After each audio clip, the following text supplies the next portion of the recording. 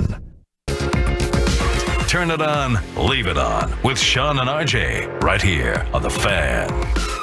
Brown fakes, fires up the three. Bang! Bang! Jaylen Brown knocks down the three to tie the game. The double bang from friend of the show, Mike Breen, to start off the Hump Day edition. Hump Day? I heard my son is getting a lot of play. People love that drop. Tolo Chris texted me. He's like, I love your son on the radio. I'm like, my son is in school, I hope. Or at least, as long as he's not in the house, I don't care. Maybe he's going up and down 75. That's fine with me.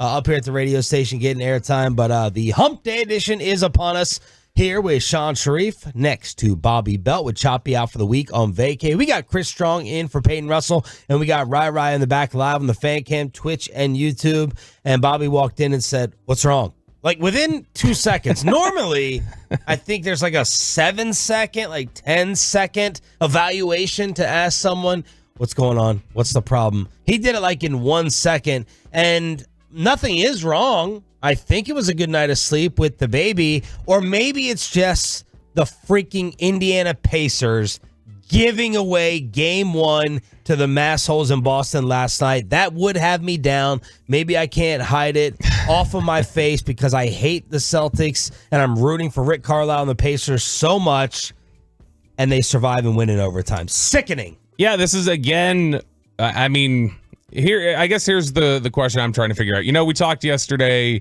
during Crosstalk and even before that, and I had said that Boston feels like in these series they've had like tortoise in the hare moments where they're not locked in and they're not paying attention. Did you feel like last night was not locked in, or did you feel like last night was Pacers are closer to the Celtics than it appears? Oh, that's a really good question. Man, I just think Indiana's dangerous. I think Indiana's good. And I think Carlisle's just a great coach. And so now I understand down the stretch, it was not great, but I think of him as just one of the best coaches. When you have everything had to go right for Boston down the stretch, for you to have those couple of turnovers from Indiana, which seemed improbable, and that Jaylen Brown three had no business going in the way it was defended. Like absolutely none. But I mean, they blow it. This was an opportunity to steal one in Boston. 22 turnovers in this game, which is just absurd. Tied for their second most in a game this season, regular season or playoffs, and they had two killer ones in the final 27 seconds as they were up 3 with 10 to go. Aaron Nesmith said it afterwards, we gave it away. We should have won the game. Up 3 with 27 seconds left. Halliburton dribbles the ball off of his foot for an unforced turnover. Drew Holiday was hounding him, and then a ball off of Pascal Siakam right off of his hands that set up the Brown corner three. Yeah, and it was interesting last night hearing, oh my gosh, that note from ESPN, more turnovers than field goals made over the final 5 minutes and 30 seconds for Indiana. That's just brutal. But now, real quick, do we blame Carlisle? Because when you have a fumbling like this, if this was Jason Kidd, we'd all be sitting there on social media and maybe on the radio saying, execution, what are you doing? But we just talked about two basketballs going off of players. That's harder to blame Rick. Yeah, but one of the things we always gave Rick credit for and often juxtaposed against Kidd was what he draws up out of bounds. Like Rick has always been really good about drawing things up out of bounds, and he did not.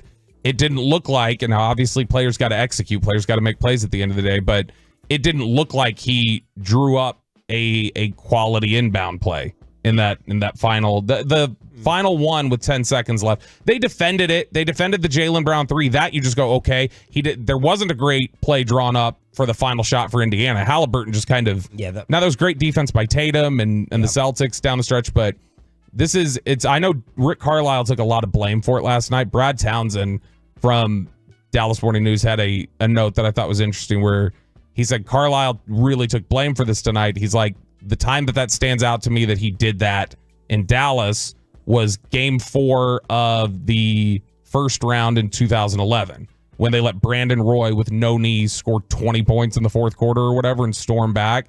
And he was like, that was the pivotal moment that kind of kicked off them bouncing back and going on the run that they did that ultimately led to the title. So Rick will push the right buttons, I assume, but man, when Boston is such a heavy favorite, you can't lose these games if you want to win the series. These are the ones you have to finish. Pacers became the first team since at least 97-98 to lose a playoff game despite inbounding the ball up 3 in the final 10 seconds. First team since 97-98 when Michael was wrapping it up. That's just a... Wait, Michael was wrapping it up with Chicago. Yes, yeah. He still came back because you had season tickets to watch him missing dunks in the All-Star game and everything else that he was doing when he came back. He couldn't get there for dunks. Yeah, exactly. But that's just, you have no business losing that game. That's a game over. I've got to see, I don't think ESPN has it up here, but I got to find one of these win probability meters that shows what that looked like when they were inbounding the ball. Like, what was the win probability for Indiana? Was it 85%, 90%? They had absolutely no business dropping that one. And ultimately, it's Boston to me. I come out of this, even though it's disappointing for Indiana and they don't ultimately finish off what they need to. I come out of this saying Boston is definitely vulnerable. And that is my next point. By the way, the Pacers have dropped game 1 in each of their previous 2 rounds of the playoffs, obviously gone on to win. And this is what's really fun. This takes me back to 2 years ago before the Mavs tank Derek Lively move to being able to enjoy the rest of the playoffs because your team is still in it. You know what I mean? Like, you can scout Indiana-Boston in case the Mavericks make it to the finals and the invincible Boston Celtics don't look invincible. So that is fun to watch. That is fun to at least think about, that they could be gettable. Yeah, and so they had a sleepwalk game against Miami with no Jimmy. They had a sleepwalk game against Cleveland. They felt like they were sleepwalking last night. I guess my only thing would be, are you going to get Boston's best, though, when it's Kyrie and Luka across them? My gosh, I hadn't even really thought about this till just now. If you get a Mavericks-Celtics and with series... Porzingis back. Yeah, if you get a Mavericks-Celtics series and you walk into Boston with Kyrie, Boston gives it to Kyrie every time he comes into town. Oh, yeah. And so that's going to be an intense atmosphere that I would assume the Celtics are up for. But they've got this history now of they kind of dilly-dally. They drag their feet, and it's burned them a few times, and they should have lost last night. A total, complete giveaway by Rick Carlisle and the Pacers, and coach took blame after. This loss is totally on me. With 10 seconds in regulation, we should have just taken the timeout, advanced the ball, and found a way to get it in and made a free throw or two and ended the game. But it didn't happen, and we made some other mistakes, but our guys just need to concentrate on fighting the way they fought in this game from start to finish. And we'll be back Thursday. So that's Carlisle talking about the technical breakdowns. Very, very rare around here for any coach to take blame like that. JJ Redick, I think he was questioning a little bit about committing fouls at certain points with Rick Carlisle as well last night on the broadcast. Yeah, and I mean, I really was starting to dive in this morning when I was driving in. They hadn't gotten too deep into the game, but I really am interested. I know LeBron and Redick did a post game last night where I'm really interested to hear. Asked JJ how he's going to coach Anthony Davis. Yeah, or like, hey, how are you going to give me preferential treatment? How are you going to ensure that I stay in LA and make all my teammates hate me? Yeah, something along those lines. But I am interested to hear how LeBron is going to analyze that and how he looks at the inbound plays and some of the decisions that were made. Rick, to me, is I remember this was said about him by one of the there was a coach in the NBA, I think, who said it, that they said nobody's better in the NBA at drawing up plays out of bounds than Rick, than using their timeouts to stop momentum than Rick. That Rick's really good at like measuring, hey, get a timeout here, stop it. And so he's good at all these little technical flow of the game details. So it is odd to just see him flub something and have a team, because of the standard he typically sets, have a team that flubs so many basic execution things like that. Speaking of flubbing, it is not a great sign when the best highlight of your night is spilled nachos. We'll talk about the Rangers in Filthy, tell you how you can hang with us this weekend, the Hump Day edition of Sean and Bobby. Just getting started. Glad you're waking up with us on The Fan. I'm Bobber.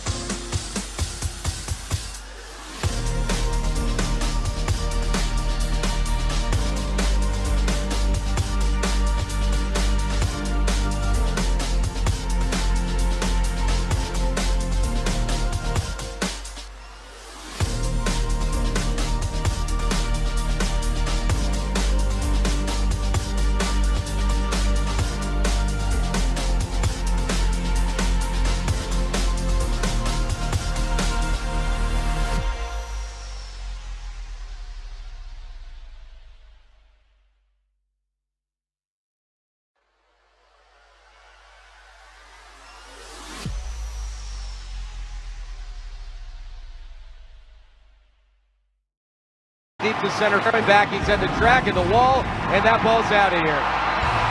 Well, Bryce Harper with an RBI on a solo home run, and the Phillies lead 3-1. Jared Sandler with the call on this radio station. Early evening baseball in Filthy as the Texas Rangers fall below 500, losing to Bryce Harper and the Phillies 5-2. We were hoping John Gray could turn things around. Not a bad outing from John as he falls to 2-2. 5 innings, 4 hits, 2 earned, 3 walks, 4 strikeouts. But on the other side, their pitcher improves to 9-0 on the season. Suarez, 7 innings, 10 strikeouts, 9-0. Pretty dominant yesterday. And you mentioned them falling below 500. You know why that's significant, Sean? No. Very first time in the year and a half that Bruce Bochy's been here that this team's been under 500. So this is the first time in Bochy's Rangers managerial career that they are sitting below 500, and they're struggling right now. There's no doubt about it. Don't bring it up to Jared. He'll bite your head off for just trying to send him stats for no reason, just trying to be helpful. But yeah, they're not a very good baseball team right now, and the Phillies are great, and that's just as basic as it is. You're going to have trouble beating a lot of teams right now until you start to get healthy. They're getting completely run down. And they lose to Ranger Suarez on top of it. Yeah, that's what hurts. It's poetic a little bit. But I mean, honestly, if I would have told you you're going to go into Philly with a 34-14 team, especially if I would have told you this at the beginning of the season, and I said the middle of your lineup was Grossman, Heim, Duran, you'd probably say, well, maybe some things have gone sideways for us. And the reason that that's taking place is Adolis Garcia scratched. Yep, Adolis Garcia was not in this game, and Adolis had gotten, he had the issue where he collided with, I'm trying to remember who he collided with in the game over the weekend, but he collided with somebody over the weekend and had sustained an injury. They did an MRI. Bruce Bochy said it looked pretty good, which is always a little concerning to me, is when you say pretty good, because that makes me think there was at least something in there that gave you a little bit of pause or made you a little bit concerned. But man, he was expected back for this after the day off, and ultimately he's scratched from the lineup again with the forearm issue. And then you've got last night, John Gray having the groin tightness in this game. And so it's never ending. It keeps piling up. It keeps stacking up. Bochy also split up Seager and Lowe dropping from 3rd to 6th. Robbie Grossman, as you mentioned, moved to 3rd. So I was listening to Chris Young yesterday on G-Bag, and I did enjoy it. It was basically just 5 straight injury questions by the guys to see why. And he sounded pretty optimistic on Josh Young. No real mention of Max Scherzer coming back anytime soon. But what I really liked to hear was what he had to say about Derek Hill. Who is Derek Hill?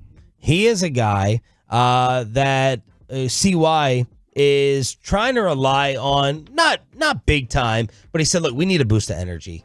We need a shot in the arm. And the way that if we're not going to mash, we need to generate runs in other ways. We need to run. We need to use our speed, small ball, whatever it is. And Derek Hill can help when it comes to those areas. And Hill last night had 2 hits, hitting at the bottom of the order. He scored 1 run in 3 at-bats, and he also drew a walk. So when you're looking at the name and hearing the name Derek Hill, CY is looking at him as an energy burst. And it's a little bit concerning, I guess, when you say, look, here's our secret weapon. It's the guy with the career 593 OPS. That's a little bit of a problem, I feel like. Yeah. But this is just where they're at right now. I mean, the guys you're trying to get certain guys healthy, like Young. You're trying to get pitchers healthy. And the guys who are healthy right now in your lineup are just, they're not hitting like they were last year. They're not mashing the ball the same way. I know Seager has started to turn it around a little bit, and he had the home run last night. But this is, again, a team that just has, for last year being all about power and the way they could mash the ball, they've got none of it this year. And, of course, the real Ranger highlight that you're going to see all over the place is Corey Seager's home run, busting up the nachos that fell to the ground. As Dave Raymond said, you're trying to figure it out. If it went over the fence, check the ball. If it's got nacho cheese, round them up. It did make me feel a little bit better that it was like, okay, you ruined a Philadelphia fan's dinner. Like that at least made me feel a little bit better. It doesn't cover, it doesn't cover over everything, but it's at least a nice little boost to know that you ruined that for him. But this is just, we've talked about this. They're boring to watch. They're boring and they're not good. They are very boring, and they've been boring for a while. But while Corey Seager did hit the home run, 4 strikeouts on the night. Yeah. 4 strikeouts for Seager. He's hitting 246 on the season. Yep, the golden sombrero. I mean, it's just up and down the lineup. Nobody is performing at quite the level that you wanted them to. I know, when Nate Lowe first got back, or Nathaniel Lowe, I can't remember which one we're supposed to call him. Peyton would call him a cuss word. But Lowe, when he came back, I know he was hitting pretty well at the start of it, but he's kind of cooled off now. He's tapered off. Josh Smith is starting to taper off just a little bit. You're kind of, all these guys that you did have that were stepping up and giving you something are now starting to fall off a little bit. 2 4-strikeout games for Seager this year. How many strikeouts do y'all think Seager had last season? He played like 120 games or something like that. Basically right on the dot. Nice job. Then he had 90. Nice job, Bobby. 88. Oh, how many does he have this year? Oh gosh. Let's see. I'll say he has 55. 35. Okay. 55 would have been. I don't know. When you're stacking up 2 4-strikeout games, I'm just guessing at that point. So 35 strikeouts for Seager, and he had 88 all of last year. So the Rangers lose again. We're going to get more baseball right here on your home of the World Series champs. And, of course, that is going down today on DFW Sports Station. Another 5 o'clock pregame with the first pitch at 5:40. Jared Sandler out there in Filthy with the rest of the crew. Dane Dunning is going to be back here on the mound. That's good. Yeah. Because just in time for somebody else to get hurt, like with John Gray, the one guy who's been, not the one guy, but the guy who's mainly been carrying your pitching staff through all these injuries. So, yeah, this is what it is. It feels very much now at this point like 2014. Washes last year here where they had just injury after injury. They're starting Tanner Sheppers on opening day. It feels very much like that year where they cannot catch a break. This Saturday afternoon, it is a Memorial Day fan hang at Revolver Brewing in Granbury, and it is proudly presented by Alba Limo. Corey, Kevin, Broadus, Reggie, Bobby, Spittle, going to be out there, and more to come. So head on out, Bobby, you would have loved this because you love going out on the road with the show. We did our hometown tours, and Granbury was on that list, and we've always remembered it. So going back to Granbury, where there are a ton of Tolos this Saturday to celebrate your anniversary, which I know your wife is thrilled about. Girl, Granbury's a big show, and so was Burleson. We remember we did a fan event at Burleson at Twin Peaks a couple years ago, and that was packed. And so I know we're definitely big towards that area. But yeah, Kristen she asked, I was asked like, hey, you want to do this fan hang? I was like, yeah, let me check with the wife, see, what we have going on. I should have known because it was our anniversary weekend. Yep. Should have remembered that. But forgetting a kid's graduation, 5th grade graduation. Look, what am I supposed to do? Elementary graduation is not a real thing. That was a shot at Chop. I know, but I don't like the elementary graduation either. I think it's silly. Okay. But she had said, yeah, sure, that's fine.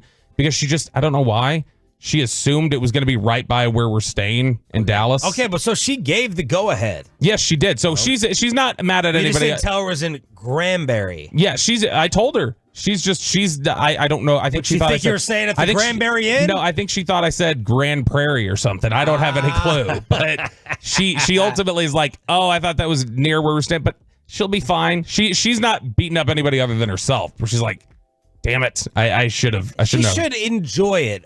She will much rather be with other Tolos and coworkers than you by yourself, where you're guaranteed to screw up the night somehow or pass out early. She will, but she liked the idea of parking wherever we were going to be, and we're both having drinks at that point. Instead, this is somebody's drinking and somebody's driving. And so either she's drinking and then I'm driving, or Alba Limo is going to take people from the station. No, I know, but I don't think she can jump on there. Like I can, but I don't think she can ride with us. I don't think she can ride with us. I guarantee you. You think? I'll get her on there personally if you'd like. Okay, do that. Oh yeah, man. She'll love you if you do that. Oh, she loves you already. That's a guaranteed lock. I'm not going to Jacobs, by the way, so she might not love me for that. That's no. She'll love you for telling her. Her biggest thing is not getting the RSVPs. Go to the radio station, hop on the bus, and no one has to. Well, drive. then she'll be much better if that's the case. If we could both have drinks. Absolutely. So that's going down with the Tolos starting at 1:00 this Saturday at Revolver Brewery in Granbury, 5650 Matlock Road. 5650 Matlock Road. Chris Strong, I don't see you on here. I don't see that you are. You're definitely attending. Are you working or what? I'm working Texas Lending in the morning. Our most listened to show, Texas Lending. Oh, Lending. Yeah. Wait. Say the name again. Texas Lending. Okay. There we go. You thought he said London? Yeah, he's saying a lot of London. I'm like, Texas London? What are we getting here? Okay, so you're working Texas Lending. I'm going straight from Texas Lending there. So there we go. Because you're a big beer guy, aren't you? Big beer guy, big pina colada. So now that it's summertime, I go with winter drinks. So that's kind of my deal. What are winter drinks? Pina colada. That's frozen. A winter drink? Oh. It's like a spiked apple cider, why not? Pina colada's not a winter drink. Liquor is my drink. You don't drink frozen. Wait, yeah, you can drink frozen winter drink. Yeah, you're scrambling. I'm mixing it up. Yeah, you don't want the frozen drinks in the winter. Come out and see me get super sloshed though. It'll be a great time. Yeah. Gavin Dawson, for all of his drunk history and his background, has said before on the air. Direct quote from Gavin Dawson: "I've never seen anybody drink the way he does." So you can come out and see the marvel. Definitely not necessarily a compliment. I think it is at all. Why is Micah Parsons missing? And then we start to make the picks for game 1 tonight. Mavs-Wolves. It's all coming up for the 6 a.m. club on the Fan. Hey, miss anything on Sean and RJ?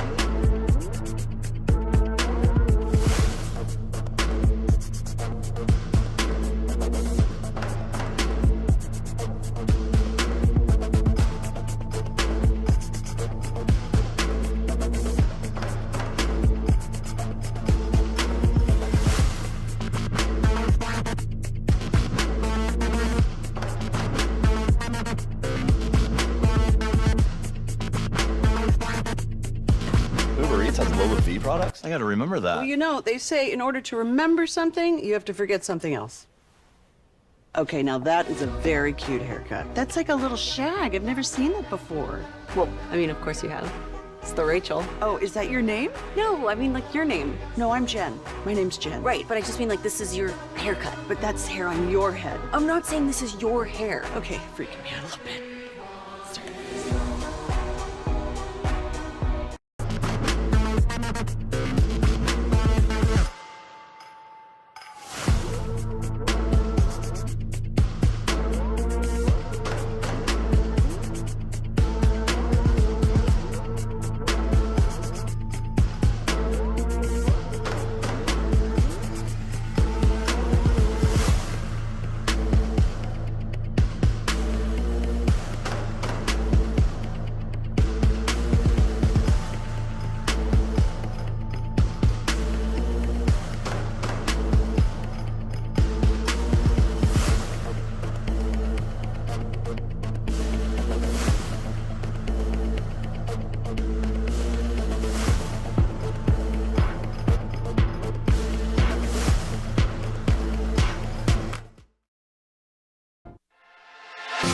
Turn it on, leave it on with Sean and RJ right here on The Fan.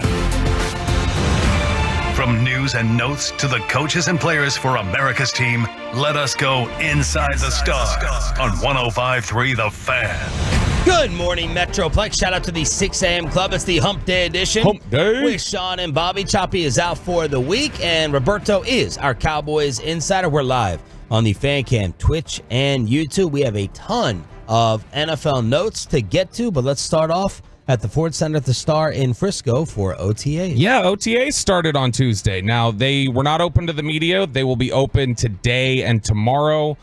So we'll have presence out there. We'll be out there. I know I'll definitely be out there for practice tomorrow. I think I'll be out there for locker today. But we'll be out there the next couple days and taking tabs on things. And one of the guys we knew we weren't going to be able to talk to was CeeDee Lamb, because CeeDee at this point is just, he's not showing up for OTAs. It's voluntary stuff, and he's trying to make a point. He will be there for all the mandatory stuff.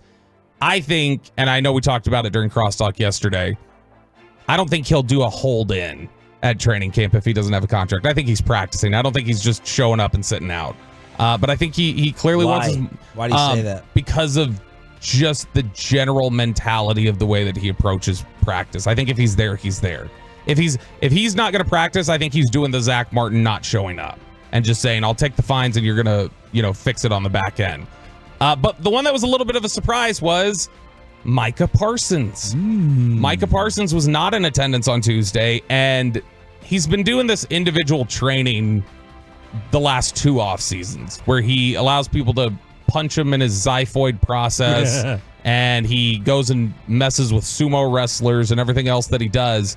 But last year he showed up when OTA started. He missed the voluntary portion of the offseason, but when OTA started and the whole team got together and they were working with the coaching staff, he was there. He is not there this week. And so he's decided that he will continue his own individual training for another week. And he tells Michael Gelkin from the Dallas Morning News, yeah, I'll be up there next week. Don't worry. I'll take care of things. I'll be there next week. He says, he's right down the street training. He is, but there's a difference between being right down the street training and being in the building. Especially to me, here's the thing. If your message was at the end of the season, I'm the leader, we don't have enough guys who are locked in, we're not doing this and that, why are you not there setting the example for this group the first time the team gets together? That to me is important.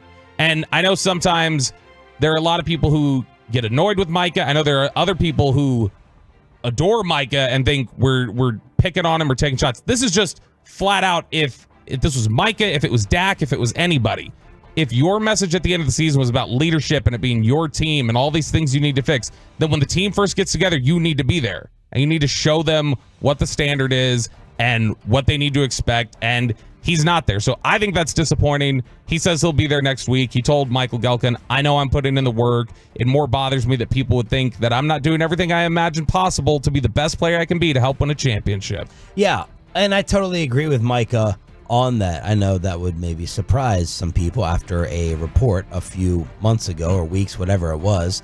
I have zero question that Micah Parsons is doing everything in his power to become better and add in the offseason. I do agree with you. If he's trying to take on that responsibility, if he's trying to wear that crown of leader of the defense, Dak Prescott on the other side, you should be there on day one. Like what? You can't do jiu-jitsu kicks, inside the Ford Center at the start. You need your few more days of martial arts training. Makes me wonder if there's a little bit of CeeDee Lamb type motivation for staying away a little bit. That would make more sense to me. That would make sense, but he said it's, the playoff loss hurts.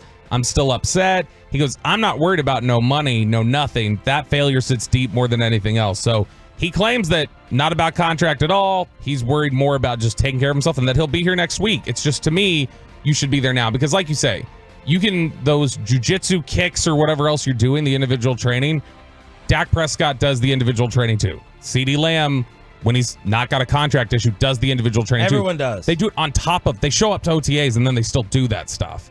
And you can do it too. I think it sends the wrong message of drawing this line or putting this out there of just, I do things my way. I don't do things here within the building with the team and with the guys. Especially with Zimmer. Yeah. Brand new scheme, brand new coordinator. Yeah. And Day a guy who, you would think you'd want to get in there and start working on his budget because this is right now what it's all about. This is about install and this is about picking up what you're doing schematically and getting those sorts of things in order. This isn't competition period. This isn't Oxnard where you're competing for a depth chart spot. This is the stuff that he should be present for.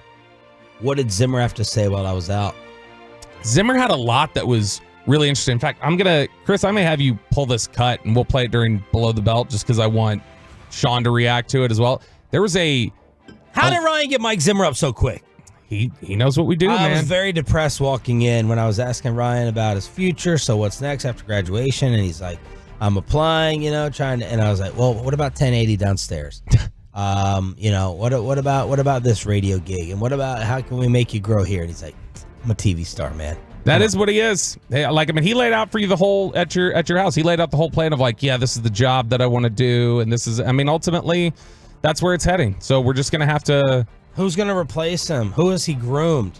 Because that poor person is gonna be Carter. I guess Carter's just gonna work a mega shift. No. No. Y'all are boys. Y'all were talking at the elevator the other day. No, I think I'd rather lose the stream numbers. Oh. So Ryan was telling me, it's gonna happen at some point. It's inevitable. Austin, he's leaving me. He's gonna leave the nest. Yeah, at some point, but hopefully not for a while. Let's I don't know. Let's I wonder how much of my bonus check I would have to give him to try to keep him around a little bit. Write a number on a piece of paper, Ryan, and just bring it in here, and then hand it to him. Write a number on a piece of paper per quarter. Yes. Yeah. Not per month, per quarter when we get the bonuses. Anyway, back to the boys. So, Zimmer had talked about, how I have a number in mind. So write one down. It's three figures. Zimmer talked about how he planned on using Micah and basically said, look, the double A gap pressure, which is those, on the either side of the center between the guards, those are the A gaps that he's known for sending pressure there. And he said, well, look, here's the thing. If you've got Micah Parsons standing in the A gap, showing blitz, who's the center going to go to? The center's going to reach for Micah. And so you're not going to necessarily get the matchup that you want if you're sending him every time.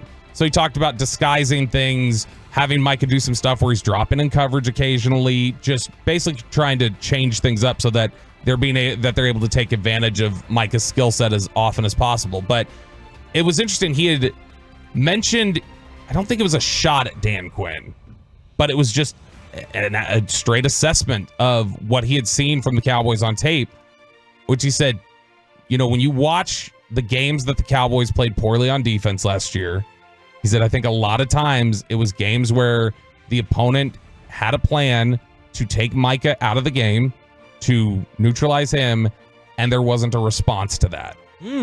And again, I don't think he was being critical. He was very gentle in the way he tried to say it, but I think he was just trying to say, we've got to be better about having something ready for him when teams just neutralize him. We can't just say, well, he's taken out for the day. We'll get contributions from other people. Yeah. We've got to figure out a way to get him free. He also said he wanted to work down on the field, not up in the booth, so he can correct the mistakes right there with the player. Yeah, and he would not, he weighed in on the Mozzie Smith weight issue. Weigh in. See what I did there? Yeah. Said that Mozzie right now, he said, Mozzie tells me he's at 305. So he was at 325 when he got drafted last year, fell below 300 pounds during the season, which is not what you want from a guy who's supposed to be a run stuffer. But said he's up to 305, and Zimmer said, yeah, I've got a weight in mind for him, but I'm not going to tell you guys. That's why he got rid of all those sweatshirts in that storage locker. He didn't need them exactly, anymore. Yeah. He was too thin. SodaWeightLoss.com. That's exactly what they did. So, but Mozzie Smith is not officially affiliated with Soda Weight Loss or SodaWeightLoss.com. But Soda Weight Loss is affiliated with the Dallas Cowboys. Bam. Boom. So here's the thing, though, is that it's interesting when you hear Zimmer clearly thinks they did things. Things weren't always done the right way last year. And obviously everybody has their own thoughts and their own perspectives, but he is going to be a lot more about disguising what they do in coverage. It was interesting. He did say, hey, I know you guys have gotten used to a lot of turnovers. You may not see the 12 interception season from Diggs anymore. Where he's like, I'm more focused on preventing touchdowns and creating negative plays, not necessarily taking the ball away and turning the field around. And so, I mean, there was a lot of interesting stuff in there that he had to say where, he talked to... I love this guy already. Mosley at the Mosley and Werder at the Doomsday Podcast, and then he spoke with Dallas media, obviously out at the assistant coach availability day. But it's easy to look at Zimmer, I think, and say, well, he's 67 years old. The game has passed him by. It's like, you're just pigeonholing him because of what he is in terms of his age. That's somebody who's consistently been on the forefront of trying to pressure the way that offenses are changing. One more note from Micah Parsons, as he did not show up to day one as he's training down the street. He said, Mike McCarthy and I talked multiple times this offseason about how we can create more self-discipline. How can we eliminate the penalties? How can we create a better environment to be better? It starts with me. That's why I've been putting so much into that. You've got to learn how to lead. You have to learn almost everything in life. I realized I need to increase my spirit so when others are down, my spirit rises. And you would think to follow up on all of that and deliver that you would be there for day one. Now, is it the end of the world? Can Micah Parsons still be the leader of the Cowboys defense and the second biggest leader on the team? Of course he can. Just because you missed day one doesn't mean you cannot be the leader. It just would have made some common sense to show up for the first day when you're talking like that and creating more self-discipline, setting the tone early on. Yeah, I have a problem with the insinuation or the suggestion that I need to separate myself because I just care so much. Like, it hurts to even be around it. And as RJ would tell you, if you got to tell everyone how much you care, he would use an F word in that, and it would rhyme with Maud. Oh yeah, like Harold and Maude. Yeah. No. I couldn't. You don't want to put that exact word out there. No, it was fraud. No, it's fraud. It's just really strong word. He was not. I don't think he'd say Mike is a fraud. He would say it's fraudulent. Like people with religion, they got to tell you how much, and that he would call out Josh Hamilton. He'd call out C.J. Wilson with some of those things in the past, and had a decent hit rate. And he's like, if I got to keep telling you how much of a leader I am, and I'm this and I'm that, Choppy would roll his eyes at that. Yeah, I mean, Dak doesn't generally tell us that he's this leader on the team. Everybody else does. Yes. Yes. And that's the thing that generally I think when you hear people talk about the defensive side of the ball and they start talking about leadership, in the past they've talked about DeMarcus Lawrence, they've talked about Sean Lee, even at times they'll talk about Diggs and the tone that he sets. Donovan Wilson has gotten that kind of talk. J-Ron Curse. Micah doesn't have to be a leader, in my opinion. Maybe he feels like he does. Maybe the Cowboys feel like he has to. I don't think that's a prerequisite for the position he plays. Quarterback it is. You have to be. You've got to be the field general. You're commanding a group of players. That's not what Mike is doing. So to me, he doesn't have to be the leader on defense. But if he wants to embrace it, you need to be there on May 21st. And look, for those that get a little bit mad on the Franklin Franco injury attorney text line or tweet, you're being too hard, you're being too harsh. When it comes to people like Micah Parsons and Luka Doncic, my response is always tough. Tough. It's going to be like I am with my son. I expect more of you. You've been taught this. You're supposed to be this. So just, I don't have any sympathy for it. There's going to be a higher expectation. It may be a little bit of an unfair standard. I don't care. I was not going to give Luka Doncic an injury pass if they lost to Oklahoma City. He was fine when he has the basketball in his hands. So I was already texting Tolos behind the scenes. No injury pass, not happening. And I'm not going to give it for Micah Parsons either. You're supposed to be Lawrence Taylor. You're on an underachieving football team. There's some issues with some people behind the scenes. Not major. Well, I don't know. That was months ago. So you're trying to start it back up again. You just get held to a higher standard, at least for me. That's just the way it is. Tough. Yeah, no, and I think that, which I'm sure keeps him up at night. But I mean, like, if he wants that mantle, then that's the standard that you're going to be held to publicly too, and that's the thing that you have to do. And so he's got to expect that comes with it. Let's start previewing Game 1 tonight and the series. Mavs-Wolves, Western Conference Finals. Next on Sean and Bobby. But this is Sean Sharif, and let's talk.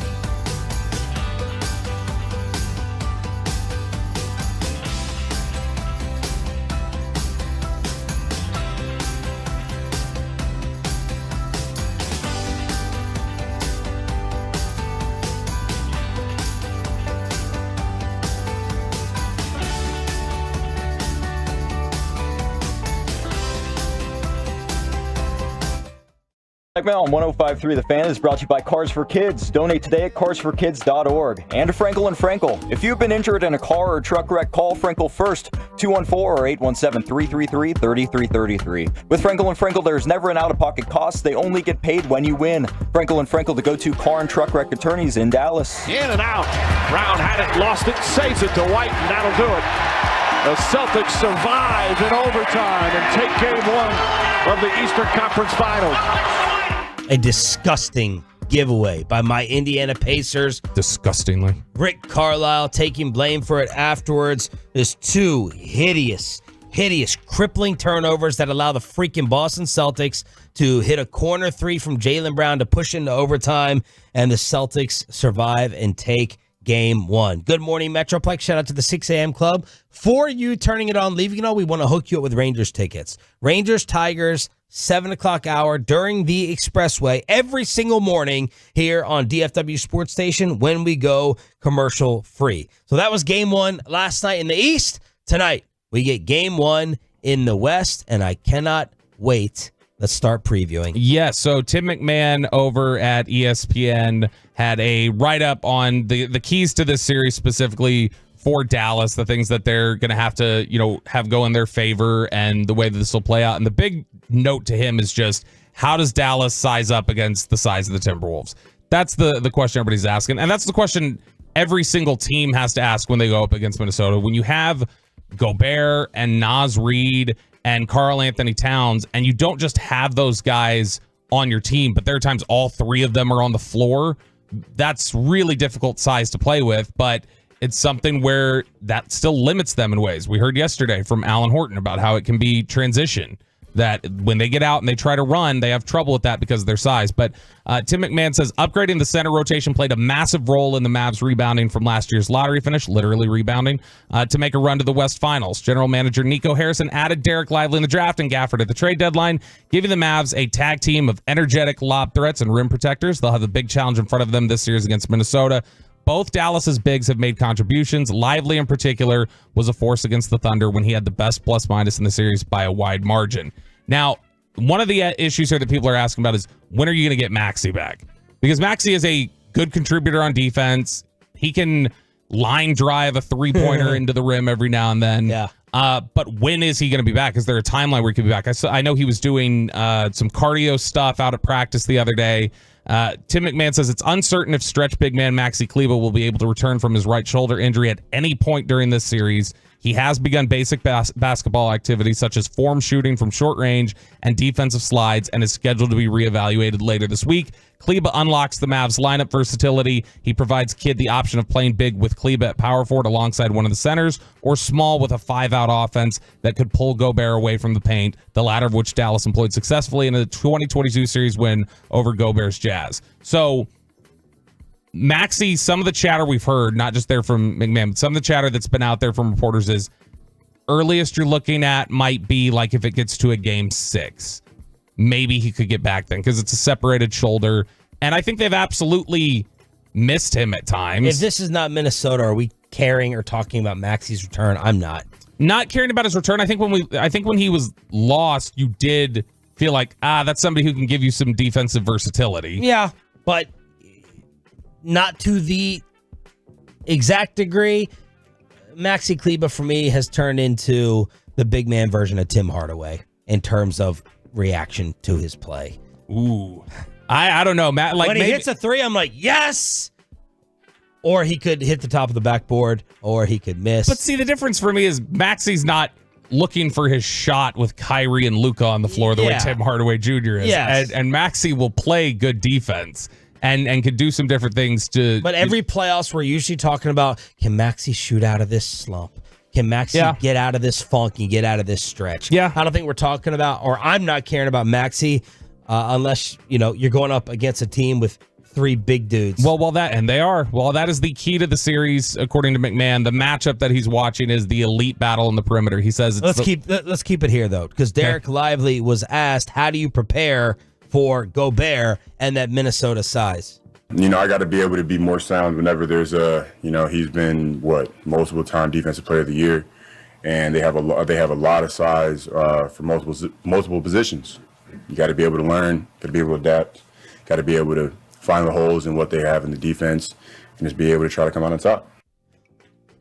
There was nothing particularly great or special about that answer. I just love hearing the guy talk. I love looking at him. He's a pro. I love him. I love the guy. We had talked about this during the last series. It was the first 3, maybe 4 games of the series. He was shooting something like 26%. He was missing, like, he was under 30% shooting 2 feet from the rim. He was missing a ton of short buckets. And normally that would piss me off. And with him, it's like, it sucks. You want it to be better, but he provides an intangible and an energy when he's out there that you really cannot describe without seeing it on the floor and see the way that he does it. I love the way that he challenges shots. Like his timing when guys are going up to the rim, his timing, the way he contorts his body, the way he uses his length. He's very, very smart. And for him to be this good this early, and we're just a couple weeks removed from the death of his mom, which was a massive impact for him. He joked about it, actually. I mean, not joked, probably was serious about how when he made those free throws late in the Oklahoma City game, they asked him, what was going through your mind? And he's like, my mom's voice saying, make your damn free throws. And so he's like, kind of like Dak when he talks about his mom. Very much. And that's the thing, that the intangibles that are there, the confidence, the feeling of almost, it feels like with him, there's not really anything that could happen in a playoff series that would rattle him. No. Like, he's just unshakable, and I think that's critical. Because we have felt like early on in the Clipper series, Gafford got rattled. Like, Gafford was not totally locked in, or he was kind of getting in his head a little bit. That's so critical for a guy as young as Derek Lively to be that headstrong. Derek has to face this every day in practice. Does he have any advice for Rudy Gobert in trying to defend Kyrie at the rim? Good luck. I've been trying to figure out how to block his shot all year, and I haven't had that much success. So just being able to know that we have Kyrie Irving there, he's going to make him think. So that's where I'm going to try to find the little holes in the defense. Yeah. One other note from McMahon before we take it out to the perimeter. Since February 10th, when Gafford and PJ made their debuts, the Mavericks ranked second in the NBA in field goal percentage on layups and dunks. The Timberwolves allowed the league's lowest field goal percentage on layups and dunks for the entire season, so something gotta give. And that's exactly, the next point that Tim McMahon goes into. He says this is the league's highest scoring tandem against one of its best pairs of perimeter defenders. Edwards already showed the Timberwolves' hand, declaring in his post-Game 7 interview that his matchup would be Irving, meaning McDaniels will be the primary defender on Doncic. The smothering defense of McDaniels and Edwards factored into one of the most memorable moments of the Mavs' stumble into the lottery last season. Down 3 in the final seconds of Irving's Mavs home debut, Irving and Doncic passed the ball back and forth, unable to get a decent look before Irving coughed up a turnover, a scene that foreshadowed Dallas's disappointing finish. But Irving and Doncic combined for 69 points, nice, in that loss, and matched that total in a January 7th win over the Wolves, which was the only occasion they both played in 4 meetings against Minnesota this season. So you do have to also feel good about that aspect of it, is that going 1-3 against Minnesota this year, you have not played Minnesota since you got Washington and Gafford. You knocked out all 4 of those games before the trade deadline. And then the other aspect of it is when you had both Luka and Kyrie, you beat them. And when you didn't, you lost. And you're going to have both of them in this series. And you just hope that, I know that you say he's the drama king, but you just hope that that knee isn't bugging Luka too much, that it looks more like those last couple games against Oklahoma City, and that this time off has been good enough for him to, I almost wondered a little bit, we talked about this, would the time off have maybe tightened some stuff up? Like, is he going to come out a little tight? Because they say that's going to be, they say that sprain is one of those things where you have to sit for a couple weeks for it to heal. So if you let it sit for 3 days, then you go out there and you try and play a game again, is it going to look a little clunky at first? It feels like McDaniels could be the X factor for the series. He is like Anthony Edwards' man crush as a teammate. He did not give the credit to the bigs for closing out Denver. He gave it to McDaniels. Called him the Wolves' postseason MVP so far. 6'9" forward, averaging 22 points on 75% shooting over the final 2 games, but it's his defense, right? Mm-hmm. McDaniels, he's 23 years old, and he may get that Luka assignment.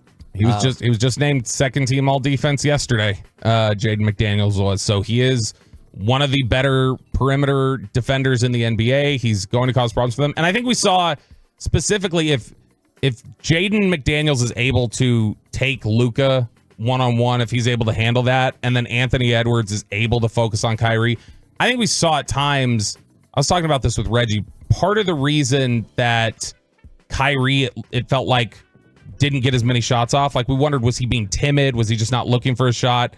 And Reggie was talking about, it's like, man, the size that they can throw at Kyrie, and when you've got really good perimeter defenders with size, that makes it really tough for him to get a look. Because it felt even at times like when Kyrie would take his few shots, it looked like they were almost forced.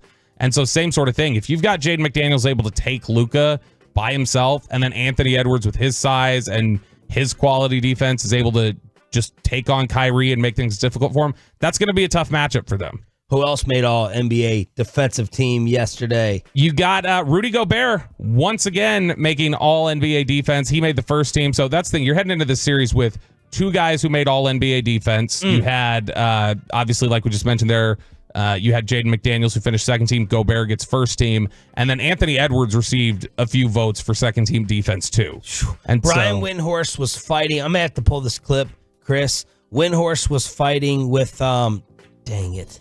Who's that guy right there? Oh, Tim Bontemps. He was fighting with Bontemps about Luka versus Anthony Edwards. And Bontemps was getting a little bit worked up that Windhorst was trying to fight for Edwards as like the better player, and he kept talking about Edwards' defense.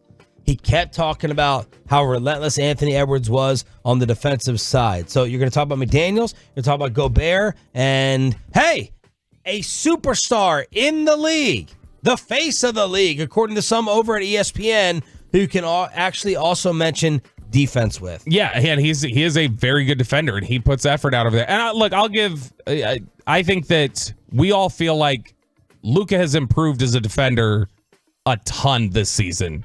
And Luka naturally should be, it's been talked about with Luka, where if the effort's there, he should be at least an average defender because of his size and because of his strength. That alone should give him some advantages. But you've seen effort there, and you've seen him commit to it a little bit more. Sometimes, yeah. I think pretty consistently this year. I didn't see it. Well, I'm talking about in the last series. In the last series, yeah. When Chet Holmgren hit the 3 in game 4 and Luka started trying to lunge out there and just stop, like, I think that was his knee wasn't going. And he was just like, he couldn't move in that game 4. And so at times it was gone, but I just wonder if he couldn't move laterally the same way. But Anthony Edwards is a stud defensive player. It's funny, you mentioned the first team all NBA defense. Listen to this group. Rudy Gobert, Victor Wembanyama. Made history. First rookie ever to make the all defensive team. Bam Adebayo from the Heat. Herb Jones from the Pelicans. And then your buddy, street clothes, Anthony Davis. Which he deserves. So he made it. But what's funny is you look at that group, every single player there, I mean, even Herb Jones is 6'8", but everybody on the all defensive team is like a 7-footer. Adebayo, Wembanyama, Anthony Davis, who's the other one? Gobert, and then Herb Jones. 877-881-1053 is the way to hit us up on the Frankel & Frankel injury attorney text line. We got police updates to bring you, as I had the police and fire trucks out at my house last night. We also have it for Scotty Scheffler and the big NFL accident right here in DFW. We'll bring it all to you next on Sean and RJ. But you know, at Hurtado Barbecue,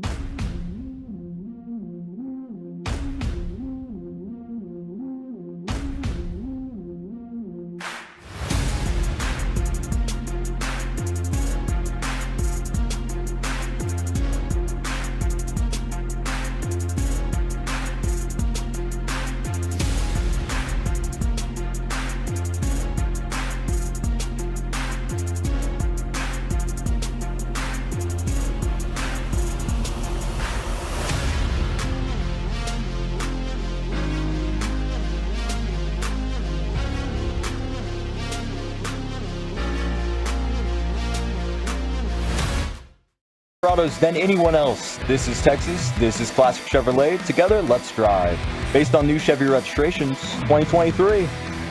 Man, it's just nice to hear a commercial read not stuttered through from old Pepe, who was on his way to Las Vegas today. He should have called us from the airport.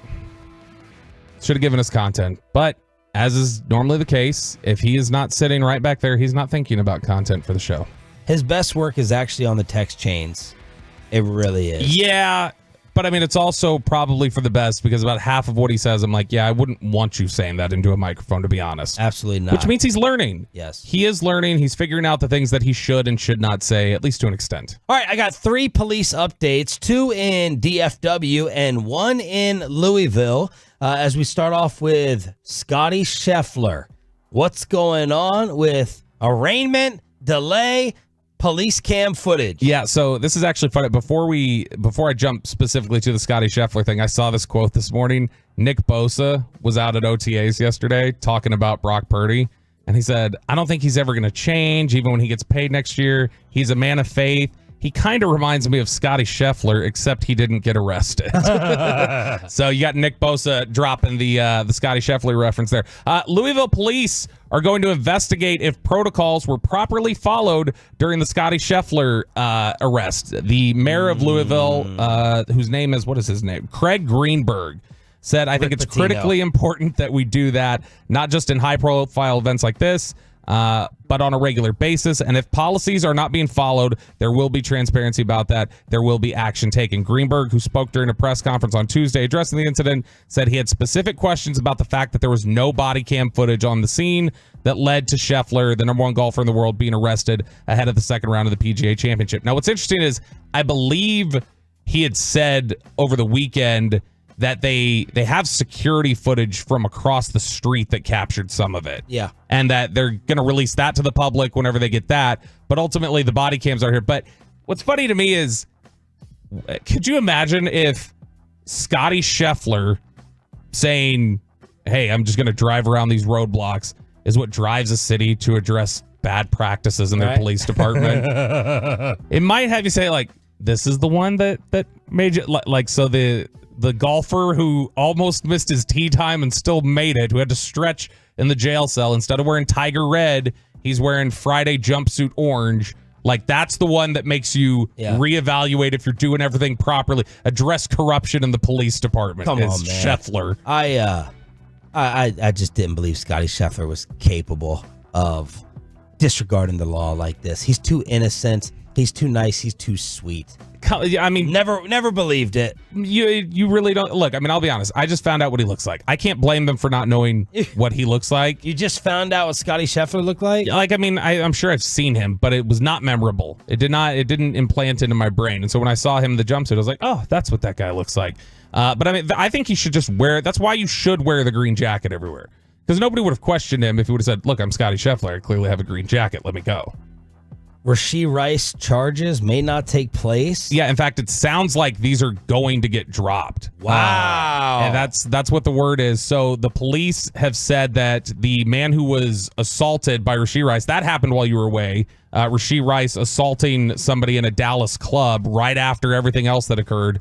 But asked by email about the status of the investigation, ESPN was told by Dallas police, the reporting party has signed an affidavit of non-prosecution. The investigation is ongoing. Dallas police have said that officers responded to a report of an assault at a Dallas nightclub around 2:30 a.m. on May 6th. Hey, May 6th. That's wasn't that the baby day? Oh yeah. Yeah. So thanks for reminding, Dad. Brought him to the world, Daddy. But the injured person in the alleged assault has now said that they don't want Rashee Rice prosecuted. So here's the thing: if this is weeks later and this is what they're determining. How much? Yeah, how much was paid? How much was given to this guy? Who paid it? Is this the Chiefs? Is this Rashee himself? Yeah. Who's making the pay? And what would it take for you? If somebody punches you in the face at a nightclub, yeah, I'm going to feel generally pretty vindictive, like, nope, I'm going to take some stuff from you. Yeah. Not take stuff from you, but I'm going to make sure you're held for this. Yeah. But I mean, obviously there's a point where if they say, what about this much money? Then I'm going to go, what happened again? Right, exactly. I don't remember. So Choppy says, Ted DiBiase, everyone has a price. What's the number? Is it caught on video? Because as, you know, a public figure, that number has to go way up for the embarrassment that it caused me. Yes. If it's not on video and it's not in the news, my number's lower. Okay, so it's not in the news. Okay. But there is video of it that exists. And so it could come out, or you could also leverage, like, here's evidence you flat out punched me. And this is one of the Jokic boys? Or Rasheed Rice? Yeah. One of the Jokic boys. What's my number? And did I go to the hospital? Did he knock me unconscious? No. How bad is this? I mean, you got... I stood up like the guy that it Jokic hurt. punched? No, it hurt. You got a black eye. You got knocked down. Okay. People laughed around you. 200K, maybe 250. See, I'm sitting here thinking about it. I think I'd like to say it's like a really high number. I think it's, and I mean, this is a high number, relatively speaking, but I think it's like 50. 50? Yeah, if you gave me 50,000, I think I'd make it go away. Okay. But I mean, also, not publicized. does it depend? Like, let's say you're in Philadelphia and Jalen Hurts punches you, and you're like, ooh, this could be really good for us, covering the team. Take him out. Yeah, like this could potentially help ratings if the Cowboys are doing really well. Oh, yeah. So does that number go up significantly? Yeah, it goes up for sure. Anything for the ratings. 877-881-1053 is the Franklin Franco Injury Attorney text line. Now, even if they want to drop it, can it be dropped, though? Like, has this gone too far now? I believe. I mean, we always got the lawyers on the fan text that'll let us know. But I believe if he doesn't want to press charges, then nothing happens. All right, I had the police and fire trucks out at my residence yesterday as the wife is looking outside. She's like, there's a fire truck right there on the cul-de-sac. I'm like, okay, whatever. And she's like, no, I think you need to come take a look at it. And they're there just looking around. They're looking around at the trees. And I'm like, all right, maybe I will go out there. And I do my pretend, pull the trash cans back up like I'm just doing, my house duties. Yeah. And then my mom comes outside all nosy with my son because this is a paradise for him. He'll take the house burning down if it means that fire trucks are there, as you've seen at the fire station tours with the last one that we had, with the hump day drop. Hump day. And there was like 3 police officers, 3 fire trucks, an ambulance, and I'm like, holy crap, someone's dying. And it turned out to be a prank. Now, they were pranked or they were pranking you? I think that they were pranked. Oh. There was no smoke. There was no fire. We got these kids in the neighborhood who are causing some havoc. Ruffians. It started about 6 or 7 months ago. The HOA said, hey, you need to get the spray paint off of this retaining wall. And I'm like, what are you talking about? And someone spray painted this retaining wall that's on the outside corner of my house. I'm like, number 1, that's not a piece of my property. Number 2, I didn't do it. Number 3, I'm not doing it. So my wife's like, don't start off. That's the worst thing you can do. Start off with a HOA fight, which I know you have a HOA story here in just a second. I think it was these kids. It was confirmed to me. Say their names? I don't know their names. If I know their names, I would say them. Little punks. And then I get a notification on my DFW security cam. Whoop, someone is in the front yard. Whoop, someone's right by the front yard. These little bastards got on their stupid little bikes and zoomed right through my driveway. Like, they didn't go in front of my house. They came right into the driveway. My wife, I'm in my boxers. I'm sitting there on the couch, shot up, sprinted outside. She thinks that there's a real catastrophe and problem because I'm trying to catch these kids just whizzing by my front door on their little scooters. They end up escaping down the back trail, and I'm trying to sit there and look at this on the recorded video from DFW security. And then to top it all off, and that's why I believe that they called the poor people at Sunnyvale Fire Department, because now you're screwing me. Because now I look like the boy who cried wolf. They're going to SWAT you. What's that mean? It's where they basically call in a crime or whatever else, and then the SWAT team arrives and beats down to your door because they think there's something going on. Yeah, and now when there's a real issue and I call, they're going to be like, this is prankster, same area, let's not go over to him. These kids set off fireworks in one of the trash cans in the neighborhood and like caused a fire and like burnt down the whole trash can. And apparently they've been caught. Apparently they lived in the neighborhood. I was hoping that they were at the other, the poor neighborhood, across the street. So that explained the way that they were acting. The more your neighborhood changes, the more it stays the same. Yeah. So now I'm dealing with these 3 little white punks rolling around on their scooters, getting their jollies off, causing havoc in Sunnyvale. And I'm monitoring. I'm trying to figure out how harsh I should go if I ever catch them doing something. What's the age range here? I think that roughly? they're like, I would say probably like 12 to 15, something like that. See, here's what do you do? Here's the thing that I hate. I wish I had like the Home Alone fake gun. Like, like as soon as they go through, they drop down and skin up their knees on the scooter, stop, drop, and roll. Keep the change, you filthy animal. Yeah. See, this is what I hate. Is that because I was once one of these hellions. Yeah. And so what I hate, though, is in general, obviously, they're kids. So you can't really you can't do anything. Yeah.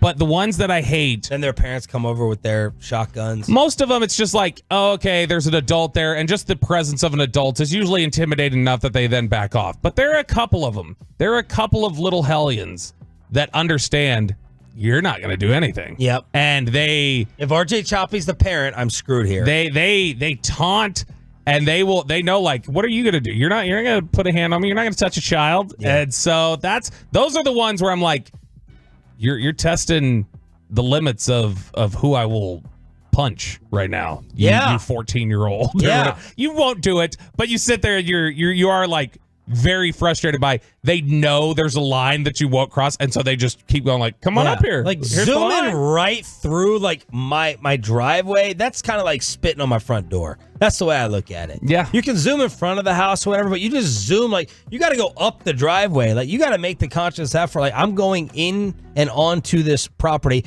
What I really hope is one of the snakes bite them. And I hope it's one of the poisonous ones. I hope the copperhead wraps themselves around the ankles of these kids and they don't end up dying or anything, but they get the true venomous scare of my copperheads. Look, that's why I'm going to keep the copperheads around. I got plenty of suggestions for how you can deal with this. But in general, I think that you have not thought that the way that I deal with conflict and confrontation is smart. No. So I guess no. I'll just have to keep them to myself. Way over the line. What's the HOA thing that you had? All right, so I got to be honest. Now that the NCAA has had their legs chopped off thanks to NIL, where it's kind of the Wild West and they don't have anything to do, I think HOAs are probably the most corrupt system in the country. Outside of apparently the Louisville Police Department, according to Scotty Scheffler. But whenever I buy a house, or if I buy a house, we may have some audio to play, by the way, of Kristen dunking on me later that I'll have to play for you. Oh. I'll do everything in my power to not end up in one of these godforsaken communities that has an HOA. In Gilbert, Arizona, Ann Young spends a lot of time making her backyard beautiful, but says she only wishes her homeowners association would make the same investment in keeping up her community, especially with what they're paying in dues. Well, it turns out she was trying to figure out, okay, what's going on? What's happened in this community? Where's all our money going? We're spending a lot of money. What could it be going to?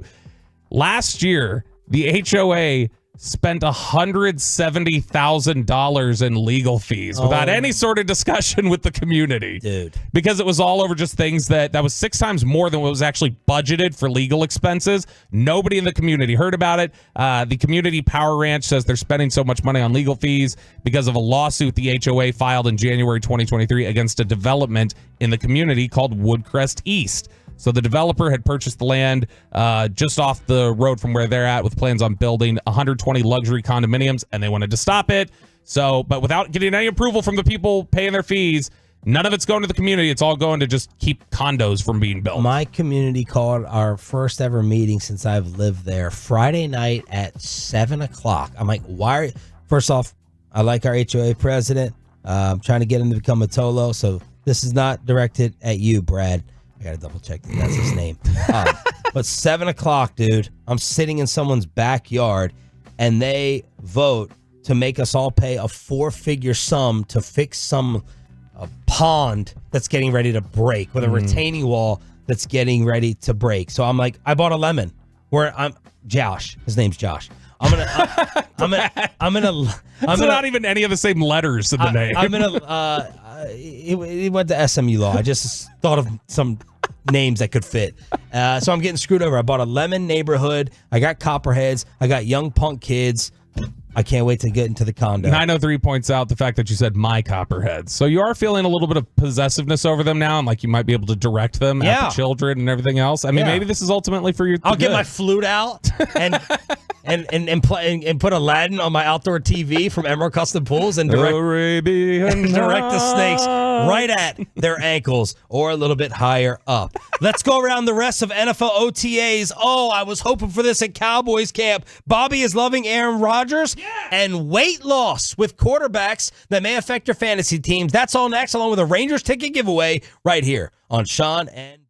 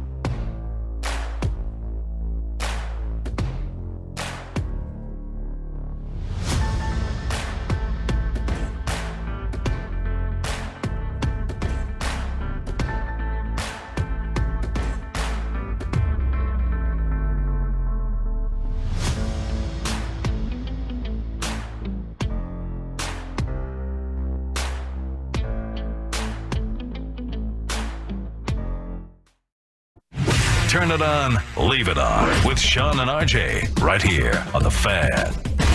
Good morning, Metroplex. This is the Hump Day edition of Sean and RJ, Bobby Belt, and Choppy's Chair for the rest of the week. Pei is heading out to Vegas. We got Chris Strong and Ryan in the back. We are live on the Fan Cam, Twitch, and YouTube. We have a Texas Rangers ticket giveaway. We know they're losing. We know they're struggling, but it's still cool to go to the Globe, eat some Hurtado barbecue. Maybe one of our shows will be out there. Texas Rangers ticket giveaway during the 720 Expressway, which will be commercial free here on your home of the World Series champs. Bryce Harper goes deep.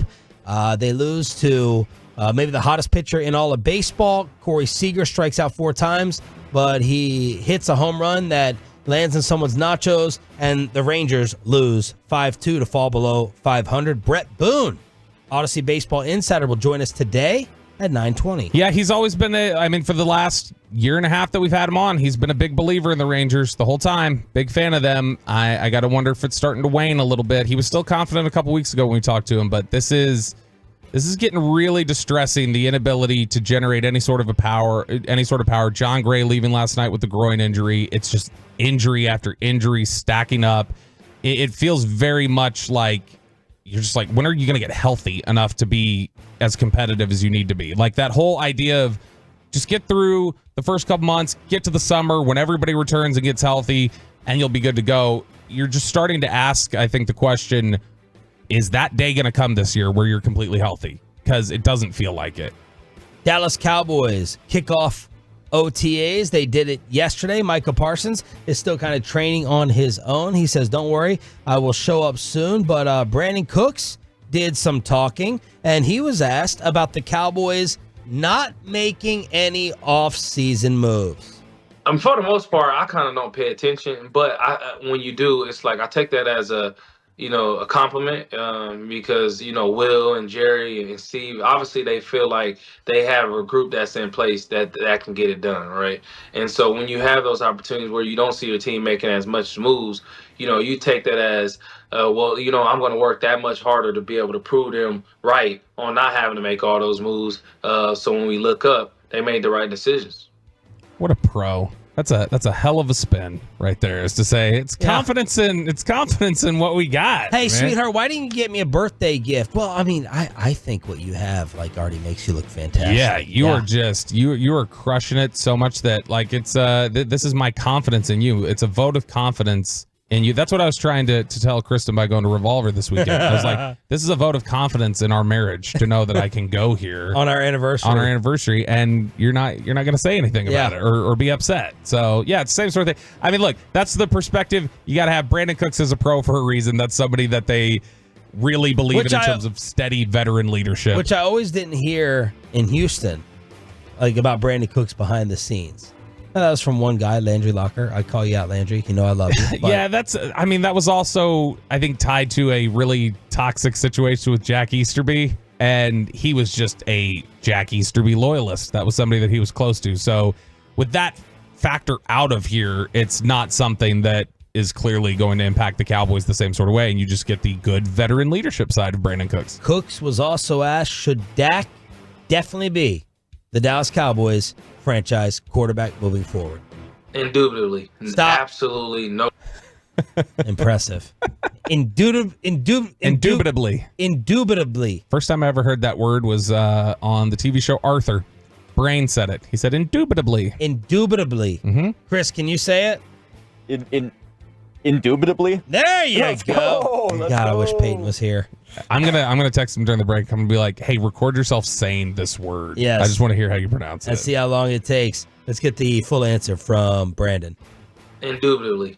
Absolutely no question. I think, last year what he did the first year in Mike McCarthy's offense, for the longest he was, MVP front runner, and then what I believe he finished second or third. Yep. And that was all done 1 year into Mike McCarthy offense. I think all he's going to do is continue to get better, continue to lead, and hit his stride. So if you don't do it now, in my opinion, it's just going to cost that much more later, because he's on a mission for sure.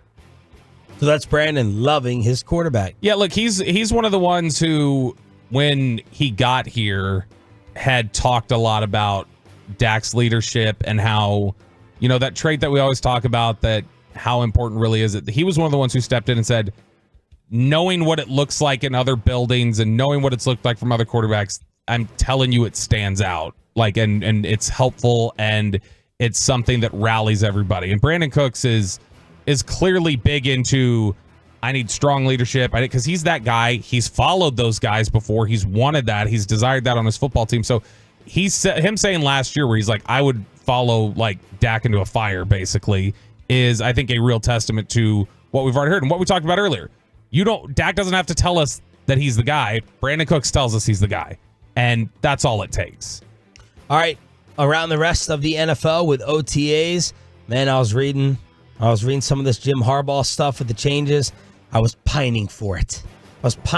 Here. That's part of the reason I wanted Bill Belichick. This is the NFL Network with Bridget Condon explaining what a Jim Harbaugh practice now looks like with the Chargers.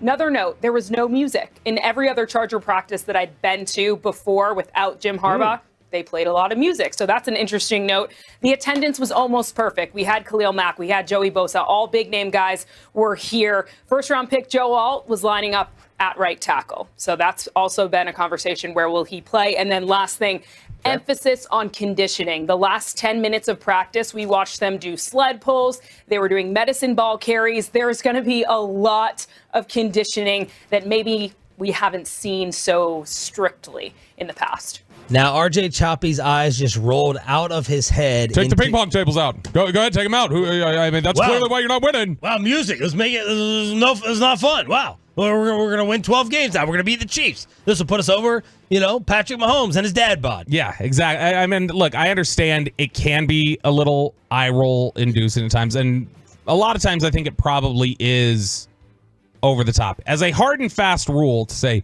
no music at practice. Yeah.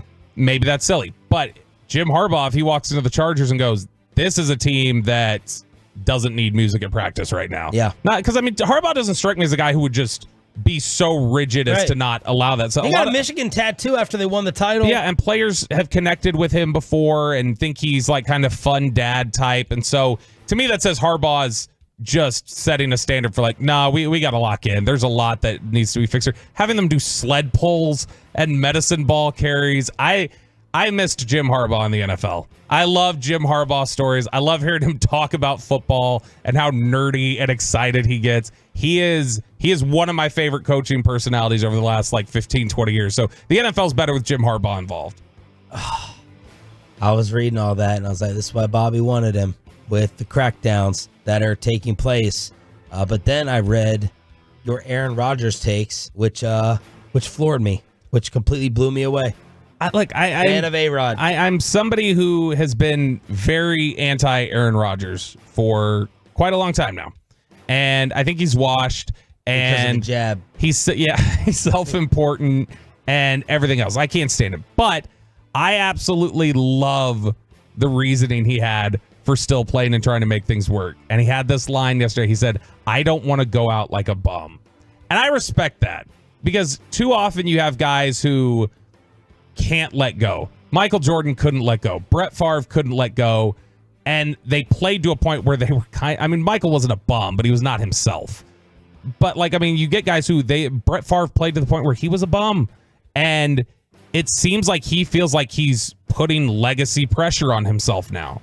That Aaron Rodgers is saying, no, I have to finish my career on a high note. This isn't going to be Hakeem Olajuwon on the Toronto Raptors. I need this for my legacy and for my own peace of mind, that I've got to be able to play at a high level. And I respect that. And I respect the thought process of, I'm not going to go out looking like a terrible football player. That's not going to happen. And this is Rodgers being asked, did you really consider being the running mate to RFK? Yeah, I love Bobby. We had a couple really nice conversations. But there were really two options. It was retire and be his VP, or keep playing. And I want to keep playing. By the way, that's going in as a drop now when Peyton gets back. I love Bobby from Aaron Rodgers. Oh. Yeah, we're going to be using that one for sure. But I'm voting for RFK now, by the way. Oh, are you? Would you like to get into specifics? Yes, I would. He is He's trying to fight Wall Street. He became a GameStop investor yesterday. He said, we need more transparency. He must have seen that movie, Dumb Money or Dumb Money. Was that what it was? He must have seen that movie Dumb Money with Roaring Kitty, and said we need to fight Wall Street and stop the and stop the stock market, which I tried to bring up a few weeks ago, and someone got overly butthurt listening and was a little tattletale little brat. I love Bobby. To people that I work with. But RFK, I'll check out the rest of your policies later on. Right now, you got my vote. I genuinely, watching Aaron Rodgers talk about this too. Guys, I'm kidding in case he's tied into other things that I don't want to be associated with. That was just a way to squeeze in stock market talk. It's interesting when I watched him yesterday say this, he smirks at first. So I couldn't tell, okay, is he being serious? Like, hey, here these were my options. He sounds serious. And when he starts talking, it appears as if he's serious. So I guess that was sincere. He was genuinely considering. Is there a difference between serious and self-important? Yes, there is. Yeah. Well, it really was just a 50-50. But that's the thing. I can't tell if he's like just doing a troll bit. Yeah. He might be trolling and just like, yeah, look, I mean, play or be the vice president or the running mate. It's a tough decision. Like, it sounds so ridiculous that you would think it's trolling, but he looks pretty serious when he starts talking about it. And so, I don't know. He's nuts. We did get a ton of reports yesterday. There was a bunch of stuff on Twitter. Tyron Smith is just stonewalling guys out here at Jets practice. Oh, really? Oh, it's dominant. He looks so good. They don't have pads on yet, but apparently he was stonewalling guys. Well, that's not shocking. Yeah, I mean, especially with no pads on. Yeah, he had a nice season. There are reports that Lamar Jackson and Tua T have lost weight. So factor that into your fantasy football decisions. Lamar, who bulked up, dropped about 10, 15 pounds, and Tua trying to drop some weight as well. Yeah, wasn't Tua one who was bulking up too so he could take the hits better or whatever it was? I mean, those are two smaller guys already. Like, Lamar's been... Official Maverick Minnesota picks from you at 8 o'clock this morning on DFW Sports Station. Thanks for being a total. That stands for Turn It On, Leave It On. Sean Shreve, Bobby Belt. We got Chris Strong and Ryan in the back live on the Fan Cam, Twitch, and YouTube. And in order to thank you for being a Tolo, we want to hook you up. So we're about to go commercial free. If you're new to the station and new to the show, we call it the Expressway. We go commercial free and send you to the Globe to check out the World Series champs with our ticket giveaway. And are the Dallas Mavericks taking on the new face of the NBA starting tonight? That's all next. But let me go ahead and get you set up with the Tolo team of attorneys. It's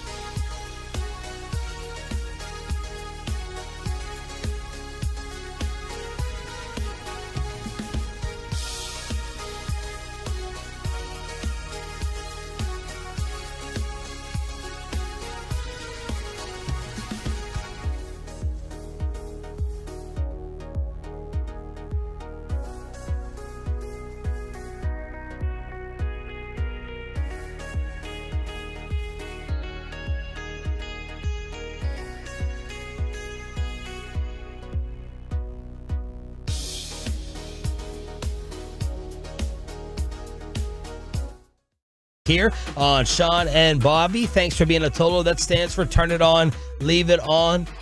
Chris, are you prepared to do the giveaway right now? Yes, sir. Should we just do this? We got Chris Strong in, so you can thank him when you call and win these tickets for being a Tolo on the home of the World Series champs. All right, Tolos, caller number 10 at 877-881-1053 wins a 4-pack of Texas Rangers versus Detroit Tigers tickets on June 4th at Globe Life Field. First 15,000 fans receive a Marcus Semien replica World Series ring. That's caller 10 at 877-881-1053. Give me a call. Game 1 tonight, Western Conference Finals. We saw what took place in the East. All the bumbling and fumbling and screwing up by the Indiana Pacers, and we weren't even focusing a ton on fouling up 3. Jaylen Brown hits it from the corner. Rick Carlisle in Indiana clearly should have fouled to go ahead and put Boston on the line, or whatever the foul situation was with 6 seconds left. So a heartbreaker. Indiana gives away game 1, and Rick Carlisle takes the blame afterwards. Now we shifted on over. You got something for that, No, Bobby? I was just going to say, I mean, I absolutely think in general, okay, foul, don't let him take the three-pointer, but also that's such a... I also think those are great odds if you're defending somebody like that on a corner 3 falling away typically. And so, I mean, the way that they were playing defense, that shot shouldn't have gone in. That felt like it was a 1 in 100 type of make from Jaylen Brown. So you're fine with not fouling? No, I think in general you should, but when the opportunity was there, it should have worked out ultimately because of the way they were playing the defense on it. All right, so part of the storyline tonight is who is the better player and who is the future face of the NBA. We love having these types of topics and discussions. By the way, a brand new Bobby Belt playoff song will debut here during the Expressway. Don't crap on it. You have a beautiful, beautiful voice. This one was not. This one I wasn't feeling as much, but I don't know. We'll see. It's a tribute to a recently departed legend. Oh, okay. Toby Keith. Way to give it away. It doesn't say what the song is. Yeah, that's right. Okay, so a Bobby Belt playoff song during the Expressway coming up here momentarily. And congrats to the Tolo who ends up winning these Rangers tickets at 877-881-1053. How do you answer or view that whole face of the NBA discussion? Who is it right now and who's it going to be? Yeah, so whenever we talk about face of the league, that always means different things, obviously. So like if we're talking about the guy Give me the faces of each league. Oh, wow. Okay, so in the NFL, Mahomes, I guess. Yes. I mean, you could make an argument that if you want to talk about broad reach, it might be Kelsey at this point. But Mahomes. In Major League Baseball, Shohei, probably. Yes. Maybe Judge. It's been Judge at times, probably, or Acuna, one of those guys. Shohei, I think. Shohei, I think, is the answer. And then in the NHL, it's obviously Jake Ottinger. And then in the NBA, like when I think NBA, I still think LeBron, even to this day. Now, obviously, I don't know if that's the definition we're using here, or if it's more just who's the most marketable star, who is getting the most endorsement opportunities, who's the one that draws in the most people, the most casual fans from the game. I mean, Anthony Edwards is somebody who's incredibly marketable, I think. I mean, he's already been in that movie Hustle. Sprite commercial. He's got the commercial. He's funny. And so, I mean, there are all those things working in Anthony Edwards' favor, and he's a good player. He's a good two-way player. Yeah. And so there's a lot to really like about him. Does he have to be in a bigger market than to be the face of the league? Is Minnesota a market where you could be the face of the league? It's funny. I don't know that I've ever thought of, even though he's been the best player in the league, have you ever thought of Jokic as being the face? No. Giannis, I have. I've thought of Giannis. I thought of Curry.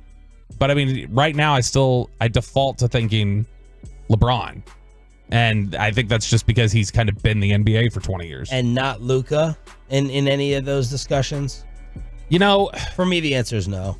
No, but man, he's so much about his game is recognizable, though. And I think that's part of, like one of the things that made Dirk recognizable, obviously, was that jump shot, that fadeaway. The one-legged fadeaway was so big. And those sorts of things, when you have those sorts of quirky traits, like Luka's step back, whatever else, that alone, the things kids try to emulate on the playground or try to do, that can build you up to be a point where you're considered the face or a face of a league. But no, I think Mike came in here and talked about this with us like a year ago, where he was saying that generally the face of the league, it's hard for it to be somebody like Jokic or Luka, who are European players who are a little more private and quiet. Like it's hard for here at an American sport for, European players who are not really out front doing a lot of media, doing a lot of commercials like that. It's hard for them to connect with it other than he's good. So Anthony Edwards does have that work in his favor, that he's not camera shy. He's not microphone shy. He wants you to hear him. He wants you to know him. And he absolutely could be the guy that is the face. The fact that people keep making the Jordan comparison is enough to bring it up. My answer to this is right now, no. And everyone keeps leaving these minor controversies out of the discussion. And if I'm Adam Silver, I can't have Anthony Edwards be the face of the league when he's making homophobic slurs and pressuring women to get abortions. I don't know how this totally gets forgotten all the time. The screenshots are out there. You got audio, you got video. That cannot be the face of your league, in my opinion. Now, you can go back and say, okay, there's a superstar. There's been superstars that have had drama and issues. Right now, I just don't feel like I could trust Anthony, and I love his personality while talking hoops. I love it. He's the rare, refreshing athlete that is blunt and doesn't give you all the generic Dak Prescott answers, but I can't trust him right now to be the face. Plus, he does play in Minnesota, as you said. That is a tremendous hindrance. Who do you think Shea is more marketable as the face? I don't know much about Shea's personality, and he's in OKC. I mean, the guy that they wanted it to be was Ja. But I mean, ultimately, he was trending yesterday. It's funny. You think about it. Sorry. We gotta have. I'm gonna get you a bell here. That every time I say it's funny, I want you to ding it. Okay. So because I gotta break the habit. Now that you pointed it out, that's all that's gonna be in my head moving forward. My whole purpose and point: make you better. Thank you. It's funny. Pointing out how bad you are. So I think that when you look at those three as being potential really marketable stars, obviously Ja went sideways in a really aggressive manner. Yeah, he held it sideways. Yeah, exactly. Peace. But when you had Ja, Shea, and Edwards as, hey, these are really big opportunities for us, how much does it kill the league to go, okay, Minneapolis, yes, Oklahoma City, Memphis. Yes. Like, that's... Especially if you listen to Tim Legler, who, I'm reading this. I always like to play things. So, Chris, I'll send you over this audio, but I just saw it this morning. Tim Legler, Mr. Maverick, told Ryan Russillo that ESPN basically told him the Pacers were not sexy enough to cover intensely. That he said after the Siakam trade, which he was big and deadly for mid-range last night in Boston, after the Siakam trade, Legler really wanted to talk about the Pacers, and the ESPN execs were like, nah, let's not do that. And ESPN is getting destroyed and roasted. Now, I don't know how much this actually matters. This is a road exit here that I'm taking. I don't know how much it actually matters that Dan Patrick and others are killing. You got the audio? All right, let's hear it from Legs, Chris. Good job. And I wish I had video of all the meetings I've been in this year at ESPN when I wanted to talk more about the Indiana Pacers, particularly after they got Siakam.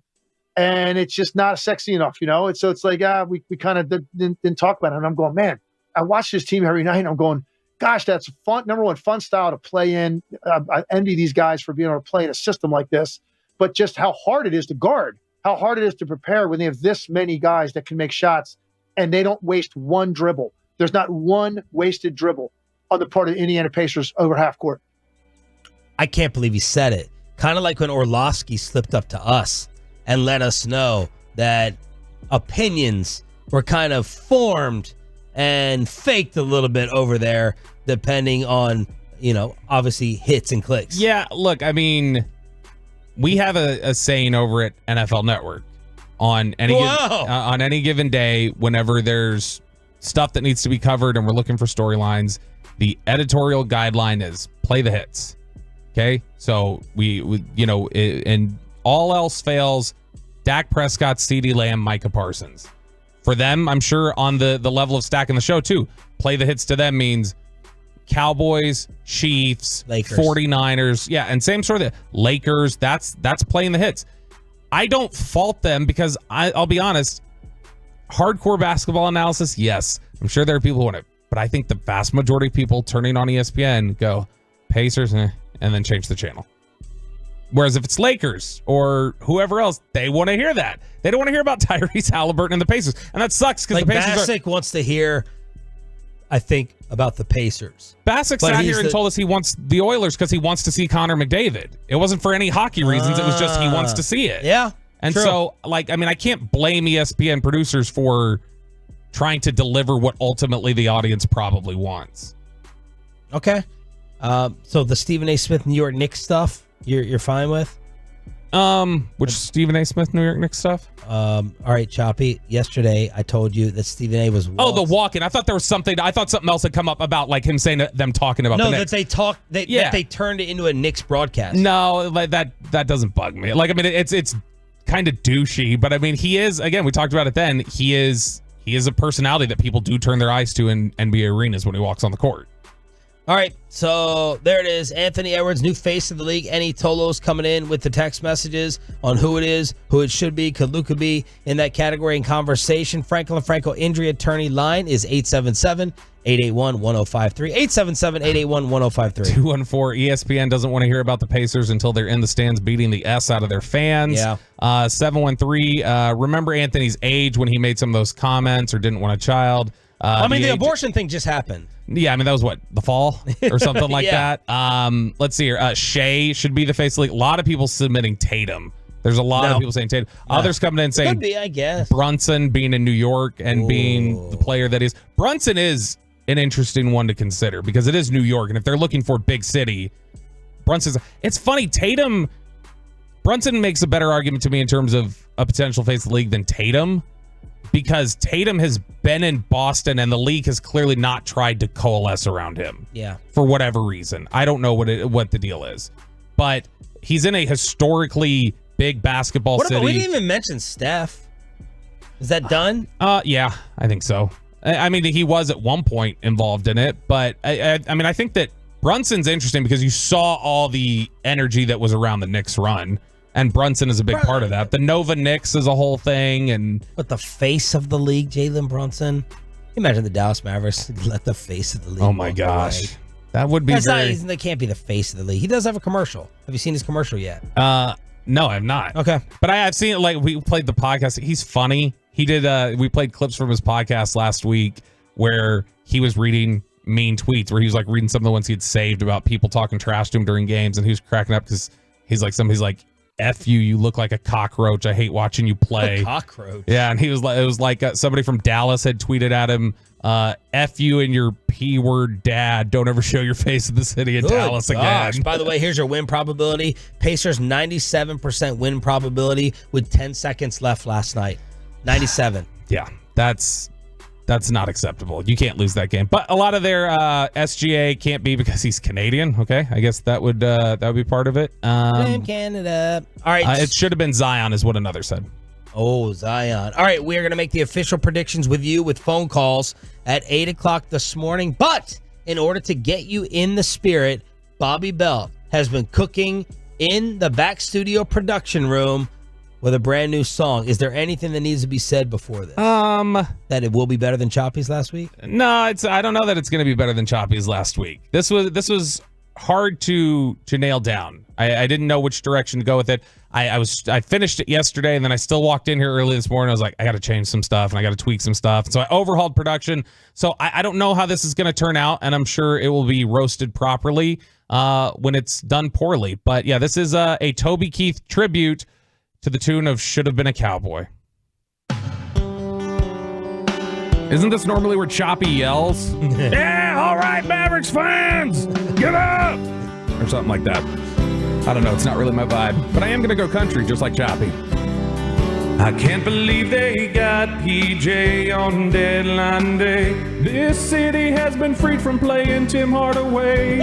Everyone's found peace with Kyrie. He's no longer tweeting documentaries. 3 days rest, so there's no more limits. Luka's found a shot. He's playing every minute. We just beat the shit out of SGA. Ant's about to get slapped at Minnie's place. It couldn't be the Cowboys.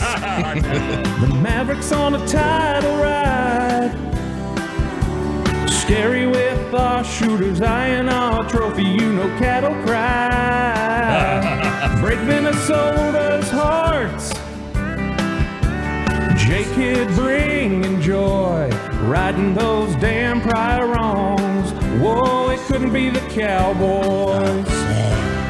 So, there it is. Oh, is that it? That's it. Hey. A verse and a chorus. That was fantastic. You're such a good singer. The twang, the country twang that was on there. Y'all, give Bobby his flowers. Chris, what'd you think? That was 10 out of 10, dude. I thought I was watching like CMT or something. No. See, that's it's just easy because everybody likes Toby Keith and that's nostalgia. It's easy to like get into the music and the tune. But you took your Cowboys shot as well. We were laughing at them on Monday. That was excellent. Very good. Thank you. I appreciate it. My mother, Mom, tell me what you think. She said my new favorite TV series that she's been blowing through Yellowstone. I think Bridgerton was on the family TV yesterday. Dude, everybody's talking about Bridgerton. Oh, look at that. She's tuned in. Is she? I know she listens a lot. Is she an app or is she a YouTube person? App. Oh, okay. So she doesn't just see you every morning? She could. No, she doesn't like the way I present myself.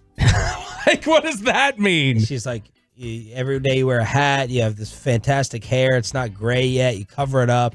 You don't shave. You're not keeping up with yourself, in terms of hoodies. The hoodies. We get told all the time in the YouTube comments and on the fan text that with us in here in hoodies, hats, and beards, people are always like, they look like they're three brothers doing a show or something. Yeah. That's probably the best part of the job is being able to wear sweatsuits. After COVID, I was like, I'm never going to try to wear jeans ever again. I hate jeans. Did you wear them before that? To the morning show? Maybe like early on. Yeah, in the early years. Back when you were like Zach and Eric, still trying to make it. Yeah, jeans, open-toed sandals, I think, as Corey Majors kept the sandals alive. But very nice. How's the reaction so far to the song? I've been scared to look. 469, great job. 682, damn, Bobby can sing. 214, hey, Bobby, I was prepared to hate it simply because you were in the morning show, but really good job. So there's some of the thoughts. Here it is. Luke Dorr on Twitter. That was great. Seriously, the best playoff song. Kevin Persons.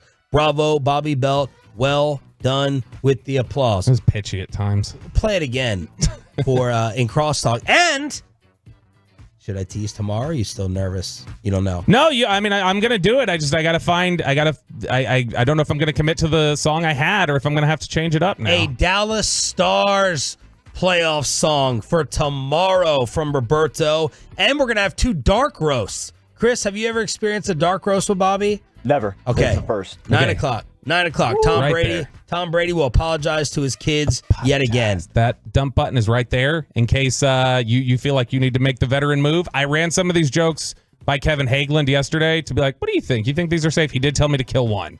But then the others, he was like, I think those are fine. You asked Kevin Hageland. I always get outside opinion because I don't want to spoil it for you what the jokes are. And so, but I still want to check with somebody who's probably safer than I am in terms of what I'm going to say into a microphone. Javier, best song that I've heard. Wow. If you can get this to more YouTube or Facebook views than Choppy's, that would mess up his vacation. Ooh. I mean, I still take credit for Choppy songs because I produced them. That's right. I made them sound technically like they were. All right, well done, Roberto. We've already hooked you up with Rangers tickets for Turning It On, Leaving It On. We'll do it tomorrow. We continue to be commercial free, and your phone calls to make the official picks at 8 o'clock this morning for the Mavs in the Western Conference Finals starting tonight. Let's substitute chopping it up with Roberto. All right, let's do this. So what would we call this if not chopping it up? Should have thought of that beforehand. Damn it. Pre-show meeting. This is why we need Peyton Russell Dang, here. Trey Evans.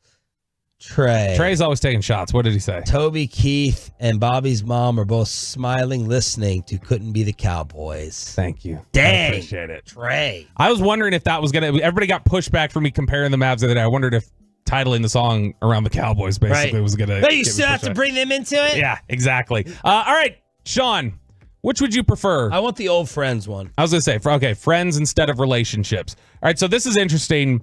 There is a new part of psychological research that says reaching out to old friends. So friends that you've been close with, relationships have fallen off, not even had a falling out, just they've kind of gone by the wayside and it's a period of time has passed, is considered as daunting as talking to strangers. So basically, psychologically, the feeling is that when you have a relationship fall off, it's like talking to a complete stranger when you try to rekindle the relationship again. This is from research at Simon Fraser University and the University of Sussex. And they uncovered a surprising trend that people are hesitant to reach out to old friends as they start to have a conversation, or as they are to have a conversation with a stranger. Despite the clear benefits of social connections, many individuals refrain from rekindling past relationships, even when they have the desire and means to do so. Now, I hadn't thought of this dynamic before, but I think it's actually more difficult to restart an old relationship than talk to a stranger. I agree. And I don't like talking to strangers necessarily, other than Tolos. I love talking to Tolos because they're not strangers. They're family. Fan events. They're family. That's like a cousin. You're at the barbecue. You know, the old relationship fell off probably for a reason. Most likely distance, life, developments, kids, career. You move away. But yeah, I'm like, why am I gonna rekindle it? It gets rekindled if you move into the same city. Now, I have who I thought was one of my best friends. I still consider him one of my best friends. He moved here from New York. Goldberg. Yeah. I'm going to call him out. There was no rekindling that needed to take place. I thought we'd be hanging out nonstop all the time. I cannot get him to hang out with me in person. It's kind of embarrassing. The lack of one of the maybe 5 times we've hung out with each other was with you. Yeah. When we were chilling at the Rustic. Mm-hmm. So where'd we go after that? Speaking of rekindling. Yeah. We went to a place called Wet Willie's. Yeah. So there would be no rekindle there. That would have to be a reach out to me. Trust me. But I can't. It's like he may as well have moved to another country because I can't get him to hang out. And you know, I used to think it's his wife. She doesn't want to socialize, and she's like, no, it's not me. He loves to blame me, but he doesn't want to go out and get off the couch. So it's like if I was like, Kristen really doesn't want to hang out, and then you would know that's not true. Kristen's dying for human interaction. Yes. And she's dying to get on the Alba limo on Saturday. Exactly. She actually is. She texted me. She was like, so did we figure out, have you asked about the limo yet? Did she hear us talking about it? No, but I'm telling you, this has been her thought of like, we both need to be able to it makes perfect sense. You get on the Alba limo, which, by the way, Hector is about to be responsible for us adding a Tesla to my family. Ooh. More on that later. But get on the Alba limo, you go to Granbury, Revolver Brewing, you drive back here, and then you all are right down the street to celebrate your anniversary. It's perfect. Exactly. Partying will be Who else is on the bus? I'll tell you who would have a problem with your wife on the bus real quick. Give me the people. It's Corey Majors. We'll have no problem. He brings Adrian to events. Kevin Hageland. Hagelin won't have a problem. He probably isn't going to talk much to anybody. Reggie Atatula. No issue whatsoever. Reggie likes her a lot. Reggie's hung out with her before. And then Broadus. Okay. May not work. It may not work. Yeah, Broadus doesn't like her. Yeah, he doesn't. He told me yesterday. He talks about it like it's kind of disturbing how much he mentions it. Like goes out of his way to mention it. Yeah. Which is weird because he usually he likes the significant others usually. Yeah, he likes the significant others. Usually he's looking out for the ladies and making sure that they're getting their due credit a lot of times, and so, or maybe undue credit in some instances. He blames you for not showing. He blames her for you not showing up enough to the Love of the Star podcast when he wants to record every single day. He honestly does blame me for that more. He does. He gets so mad about it sometimes. But I mean, look, sometimes the internet gets away. But back to the friends. Yeah, here's the interesting thing. I actually think, in fact, it's easier to rekindle a friendship that had a falling out, like a specific moment of there was a problem, than it is to just one that fell off. Because one that falls off, it's kind of awkward and uncomfortable of like, why did we stop talking? Are we just different people? Is this forced? Like, there wasn't a bad moment. Whereas if there's a bad moment, you know there's something to clear the air about. Yeah. And you know there's something where it's like, hey, if we could just get past this point, we would be okay. Yeah. And so to me, I actually think clearing those are easier than just people you grew apart from. Chris, what's your reply to this? New friendship or rekindling old one? My issue with rekindling old ones is you just talk about your previous memories from the last time, like 5 years ago when you used to hang out. So you can't like make any new memories. You're just talking about the old ones every time. My other question, I think this is an absolute guarantee. It's like 100% rate, what I'm about to say. Do all of us get smaller social circles as we get older? Is there anyone who actually grows their social circle compared to what you had at 25 or 21? It shrinks for all of us, doesn't it? I don't know. So I've gone through like peaks Therapy? and valleys. Yeah, well, I mean, I did until Sandler fired her. Even though I was like, please, I need it. And he was like, no, you don't. It's making you more unlikable. And it's all about the ratings. So when I was early 20s, I had a big social circle. Then into my 20s, it got tighter and smaller. And now like it's gotten larger again. And Kristen loves that. Like Because of Kristen's the radio show. I mean, honestly, Kristen's told you, like the fact that we're doing the radio show, it forces me to go do more things than I would do on my own because I typically want to stay home. Like I just want to go home and I don't believe that about you. You don't? No, I think you're dying to get out of the house. You're dying to go out and socialize. I think you dislike it almost as much as Choppy just sitting at home. I'm the homebody. I don't. No. I will it's been a problem. That's why Kristen likes that we've done the station. You're taking 5-hour trips to see a high school softball team on a Wednesday night. You're going to Tarleton State on weekday nights. You don't want to be at home. So okay, here's the thing. As much as there's jokes, pull back the curtain. As much as we joke about let's pull it back. I show up.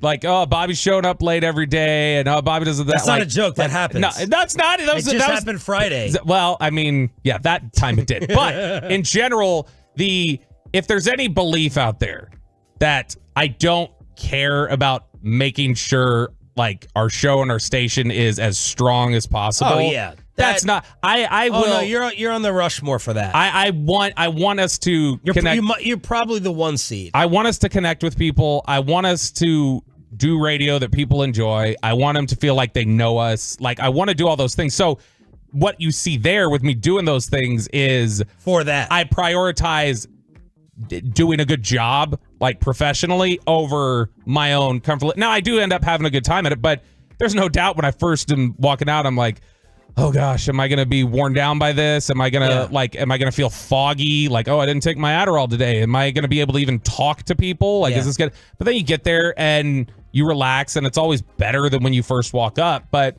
if it wasn't for that end game, I would never leave the house outside of work. I would stay home. I would turn on the Dateline, like million episodes I have banked up on YouTube TV. And I would just, if I had a week off from work, I would lay in bed and just watch Dateline nonstop for 16 hours a day. That's what I would do. God, I have so much stacked up on my DVR. I'll never watch 90 Day Fiance again. It's killing me. They're all like 2-hour episodes. I could never do it. I can't do the reality stuff for some reason. It's not totally fake. Anyway, let's continue. All right, let's talk about dating now. Okay? Because this is one that, I mean, I think we brought this up a couple weeks ago, actually. Chris, are you still going strong with the missus? Yep, 9 months. 9 months strong. Did y'all so long? Yeah. Did y'all strong? Real strong. Did y'all already move in? Yeah, moved in together. We moved in 6 months ago. So damn, son, I thought Peyton moved fast. Wait, 3 months in. Him and Peyton on the same timeline? Is that 9 months for Peyton? Maybe close. It might be close. And how fast did they move in? I think they might have been faster. They might have been 2 months or something like that. But no, that's good. So you're living together now. When do you plan on making an honest woman out of her and marrying then? I mean, I feel like that's not an obligation at 24. I don't know. I got married at 24. You can push it down the road a fair bit. Yeah, you should bring her on Saturday and see if Broadus hates her too. I was 24. I was 24 and I got married. But research is telling us he listens to the show, and that's why he says don't do it at 24. Yeah. Look at all your hassles now. That's true, but like you, well, never mind. I'm not even going to make the joke. Kristen, just kidding. Remember, I got you on the bus. Yeah, exactly. A new study out from this was from researchers at Family and Consumer Science Research Journal has found that socially anxious daters prefer and are actually having more success dating with technology and social media. So doing Zoom dates, like video conferencing dates, dating essentially over Snapchat or other social media outlets. So that's it helps them to kind of wade their way in to those moments instead of the socially anxious moment of let me sit down and talk to a new person. Here's the catch though that they found in the research is that what happens is once you interact with somebody that way and go on a date with them, they found that the majority of those people then didn't want to meet in person after that. So it wasn't used as here's an icebreaker for me to get comfortable, and now I can get in here and actually get to know them. It made it made them more averse to seeing them in person. Maybe that's what's happening in the Spittles dates. He should be, they're doing Zoom dates? No, he's like, I don't know what's happening on the second and third one, but maybe he should do the Zoom because he's obviously a boss around here, so he's very proficient with the Zoom calls with all the meetings. He invites her on the happy hour. Yeah, yeah, he'll probably get her last name right over Mahor's. But it's the That's what Spittle needs to find some Mahor's. I think Evan's really tied up for the week, so he's not hearing any of this. He's busy doing boss things. But no, it is. They find it's harder to actually interact than if they would have just bit the bullet and said, "Go do it. Get over the anxiousness now and go do it the first time." And then it kind of kicks things off, because once you do it that way, either it doesn't go well and you don't see them again, or it goes well and then they have an aversion to walking away from that method of it. And are people really on the fan text? You guys, have you done a first and second date over Zoom? Chris, did you do this at all? Never. But I fully agree that, like, meeting in person, like going to a bar and trying to get a first date through that, just seems impossible to me. I don't know how y'all did that before. You Tinder. mean like sitting in a random bar? Yeah, and trying. You don't to like walk going up to and someone, just making someone uncomfortable. I'm like, ooh, I can't do that. So like before, you look at dating before apps similar to like, how did you guys use maps instead of your GPS? Yeah. How did you use Map Blast or the? It's actually a great question. I don't want to sit there, and I feel like you have to sit at the corner of a bar for like 5 straight days to be like, okay, that person looks like they're lonely too, and that person's clearly not with anyone. And I'll try to strategically sit next to them. I mean, isn't that why people generally before this for years got married from friend groups a lot of times, or from, this was somebody that I knew from similar social settings because it cut through that. Yeah. I will say, I don't think it's very common even back in the day to get I just asked a girl at the bar for a number and we got married eventually. That's still not common. All right, y'all, hit us up at 877-881-1053. Not for the fan text. You can if you want. But this is for the D&M Leasing Hotline. I want to hear from you over the phones to make the official predictions. The entire world is picking against your Dallas Mavericks. Be honest with who's winning. The Western Conference Finals starting tonight. Mavs-Wolves official picks with phone calls next. But first, let me tell you guys about my friends at Kissable Dental. Are you ready to be kissable this summer? You're going to have to get off of Zoom in order to do that.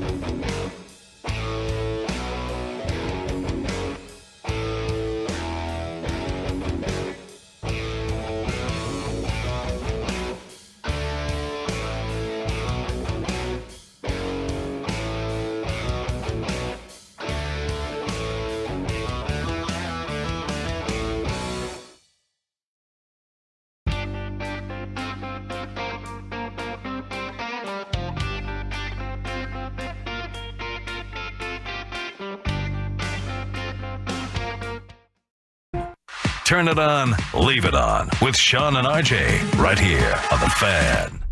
8 o'clock hour with the Hump Day edition. Hump Day? Here on, that's my son apparently, Oliver making a cameo on the show. Thanks for being a total y'all. That stands for Turn It On, Leave It On. I'm Sean Sharif alongside Cowboys insider Bobby Roberto Belt. Choppy is out this week on vacay. We got Chris Strong and we got Ryan in the back. We're live on the Fan Cam, Twitch, and YouTube. And a special thanks to all the Twitch and YouTube viewers putting us over the top as a radio station with some record rating numbers that have been coming out. And it has been you putting us over the top with the viewing. So thank you all for that. Drinks on Bobby's Saturday. Have you noticed just how much smoother the show is running today, though, with Chris instead of Peyton?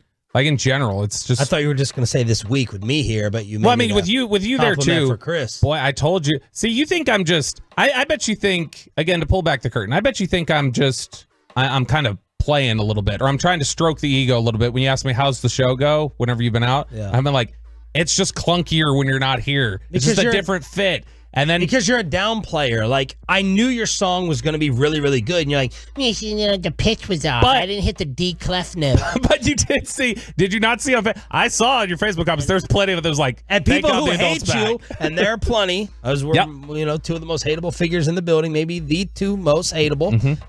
Even they gave you praise and props. That's true. But the feedback definitely was that while you're like, thank God you're back, Sean, because it will actually, the show will run smoothly. Yeah. Because it was a little wheels off while you were gone. Mainly because Choppy and I couldn't agree on prep. I wish I wish it mattered to the bosses the way I needed to.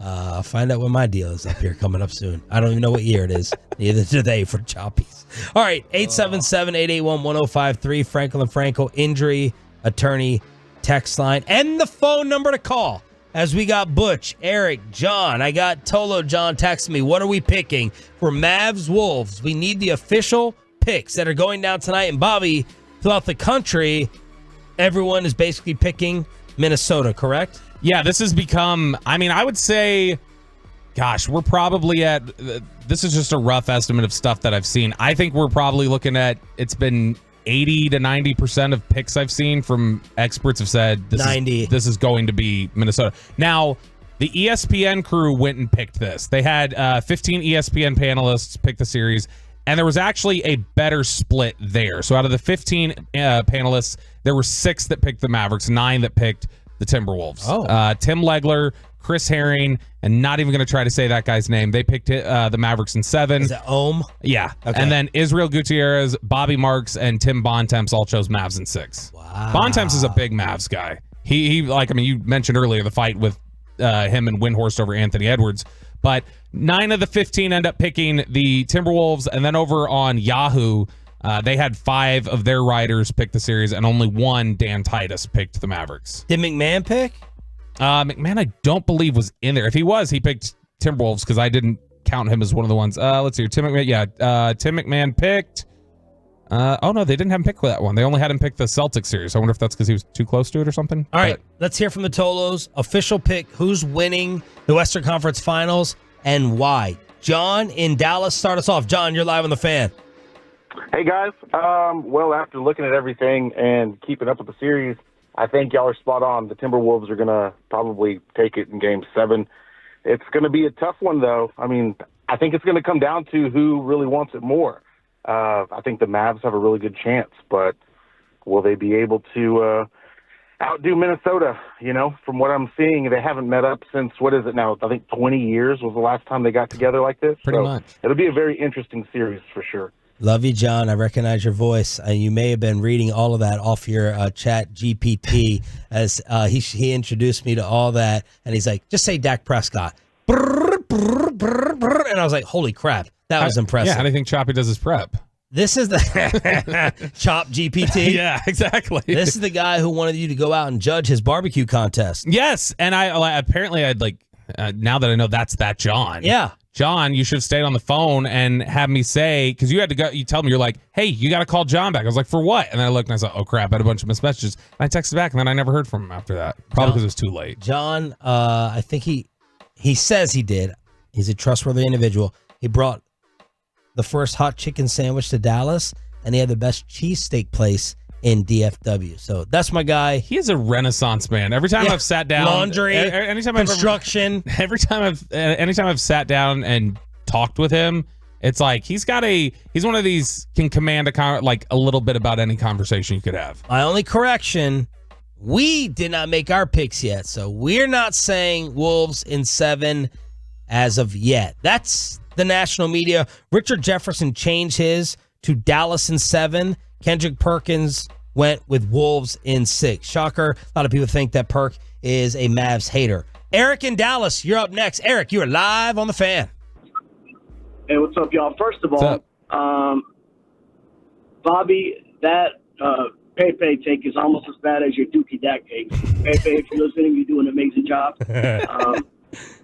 Secondly, I can see why everybody's picking the Timberwolves. They got the size, the length, the number one defense. But a few things to consider. One, I feel like everybody picking the Timberwolves is something that makes guys like Luka and Kai tick.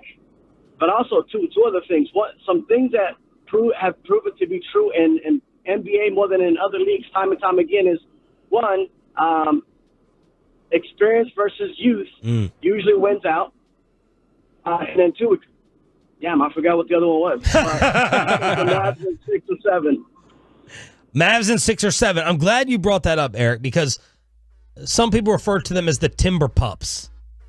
All right? And this whole thing, and RJ was right about this, and those that said, in the NBA, you got to go through it. You got to be hazed.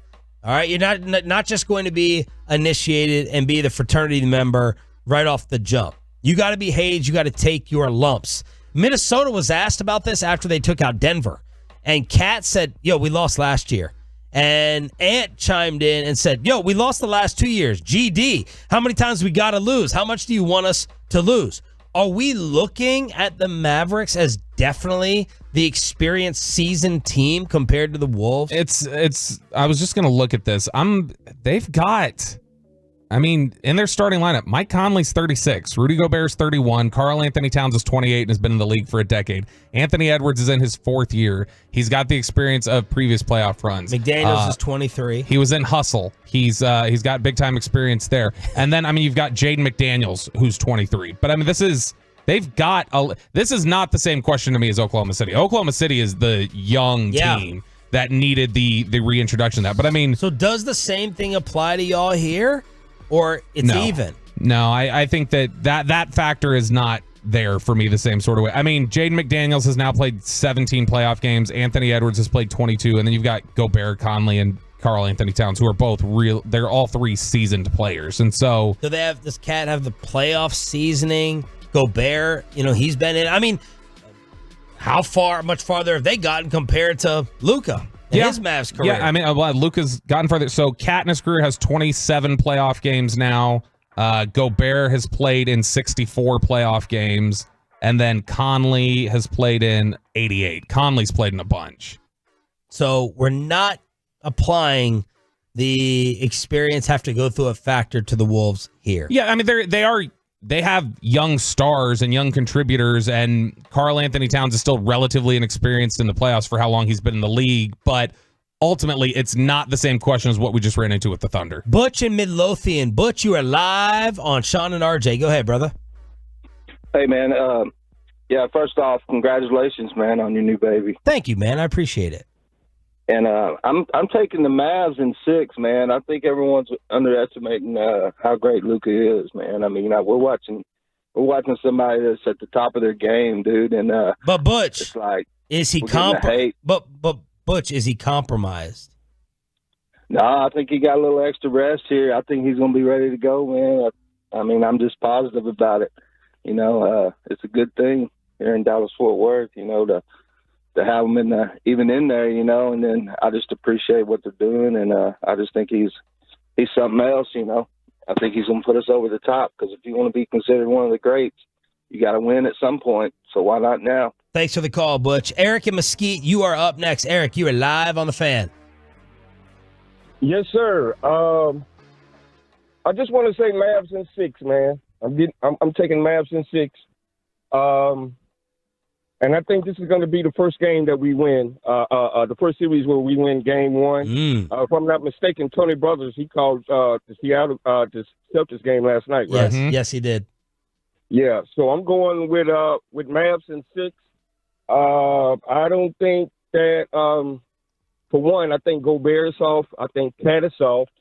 And when it comes to Ant, he's overnight, man.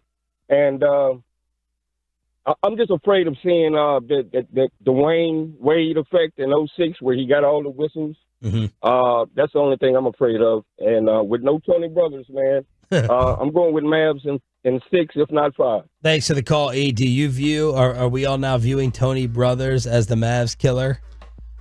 So that game obviously was not great. I felt like you always hate defaulting to officials or whatever else, but that game did not feel like it was. They're not the Cowboys. That game did not feel balanced. That game that Dallas won, and I know everybody complained at the end about the foul call on PJ Washington, but that game did not feel balanced to me at all. Anthony Edwards is a guy who absolutely can get to the free throw line and get a bunch of attempts like that, but to me, Luka and Kyrie play similar, like get to the hoop, get to the basket type, of basketball. And so to me, I think it's going to be really difficult to call this unfairly. If it's a chippy called series, like a light called series, then they'll just both get to the free throw line. Not one Tolo has called and picked Minnesota yet, despite being the favorites. Peyton thought it was crazy that Vegas made Minnesota the favorite. Brent in Carrollton. Brent, you're live on the D&M Leasing Hotline.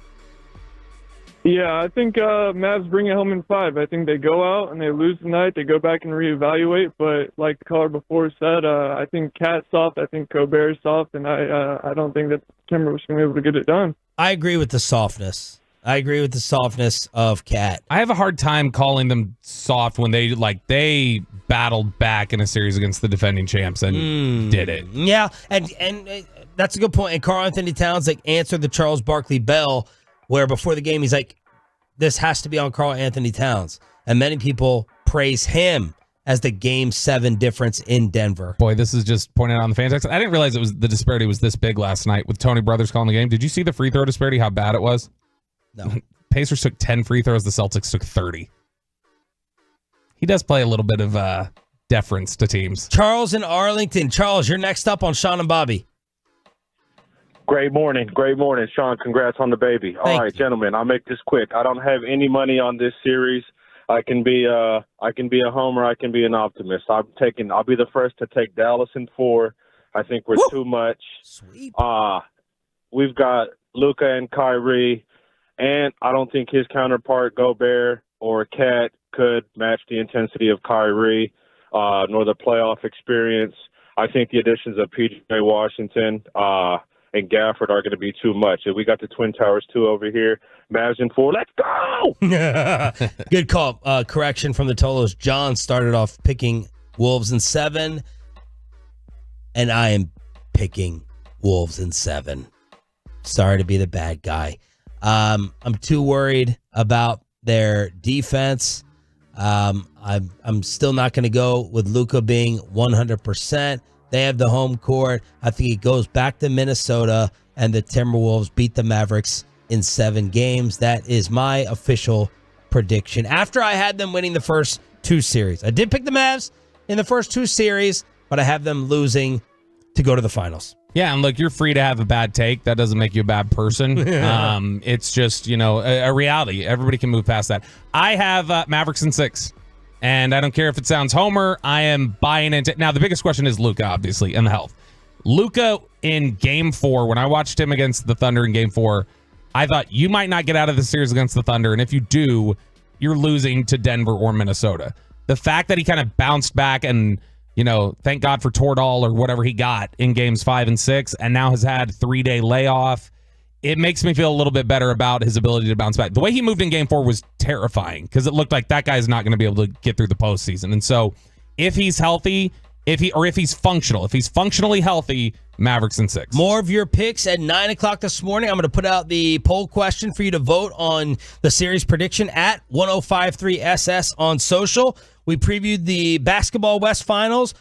We do the same thing with the Dallas Stars. Pete DeBoer previews Edmonton next on 105.3 The Fan.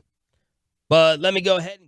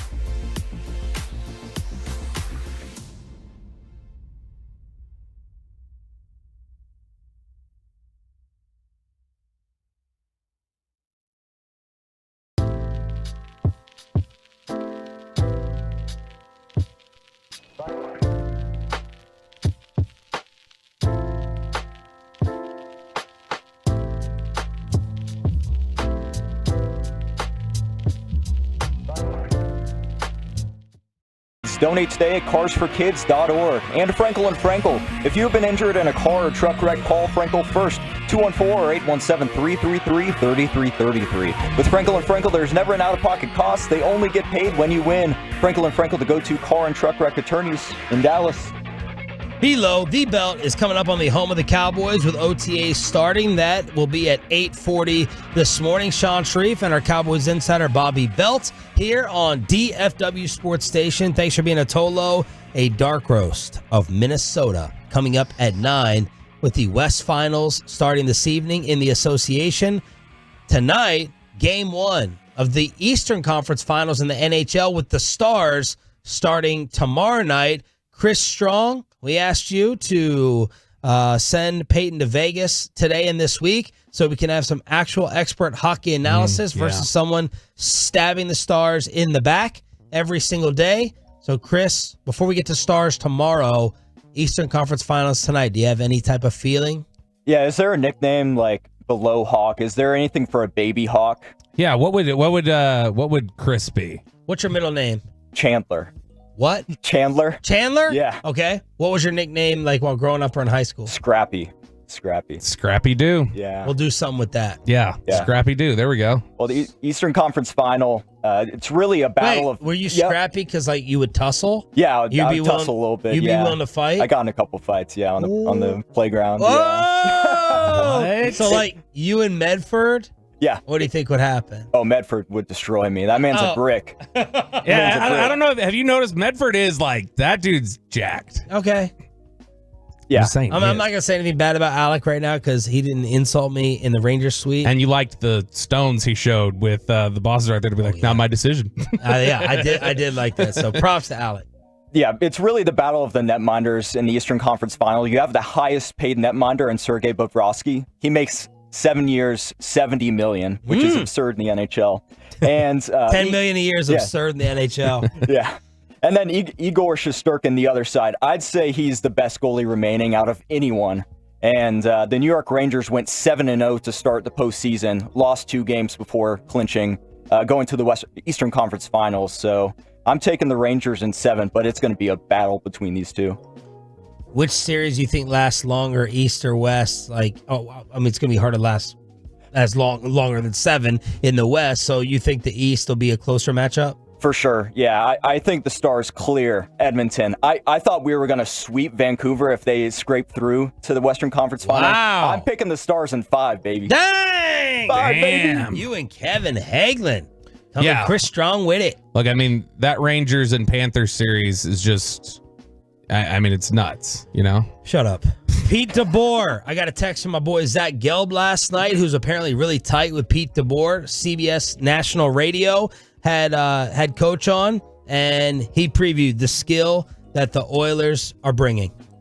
I think we've seen a lot of the things that we're going to see here already in a combination between the 2 series we've played. You know, and again, as it should be, you're going to have to take all those things you've done well and execute in this series because they're a very good team, and I think probably the best team in the league probably from November on as far as regular season record goes. All right, so that's Pete DeBoer with preview 1, and then he said you better cross your fingers and pray when dealing with McDavid and Draisaitl. Cross your fingers, pray. I mean, it's like Nate McKinnon. It's like Jack Eichel. You're never going to hold them off the score sheet. You got to defend them as a 5-man unit. You always have to have awareness when they're on the ice. You can't. You've got to have detail to your game at all times, and you can't take a breath. Because those guys will expose you.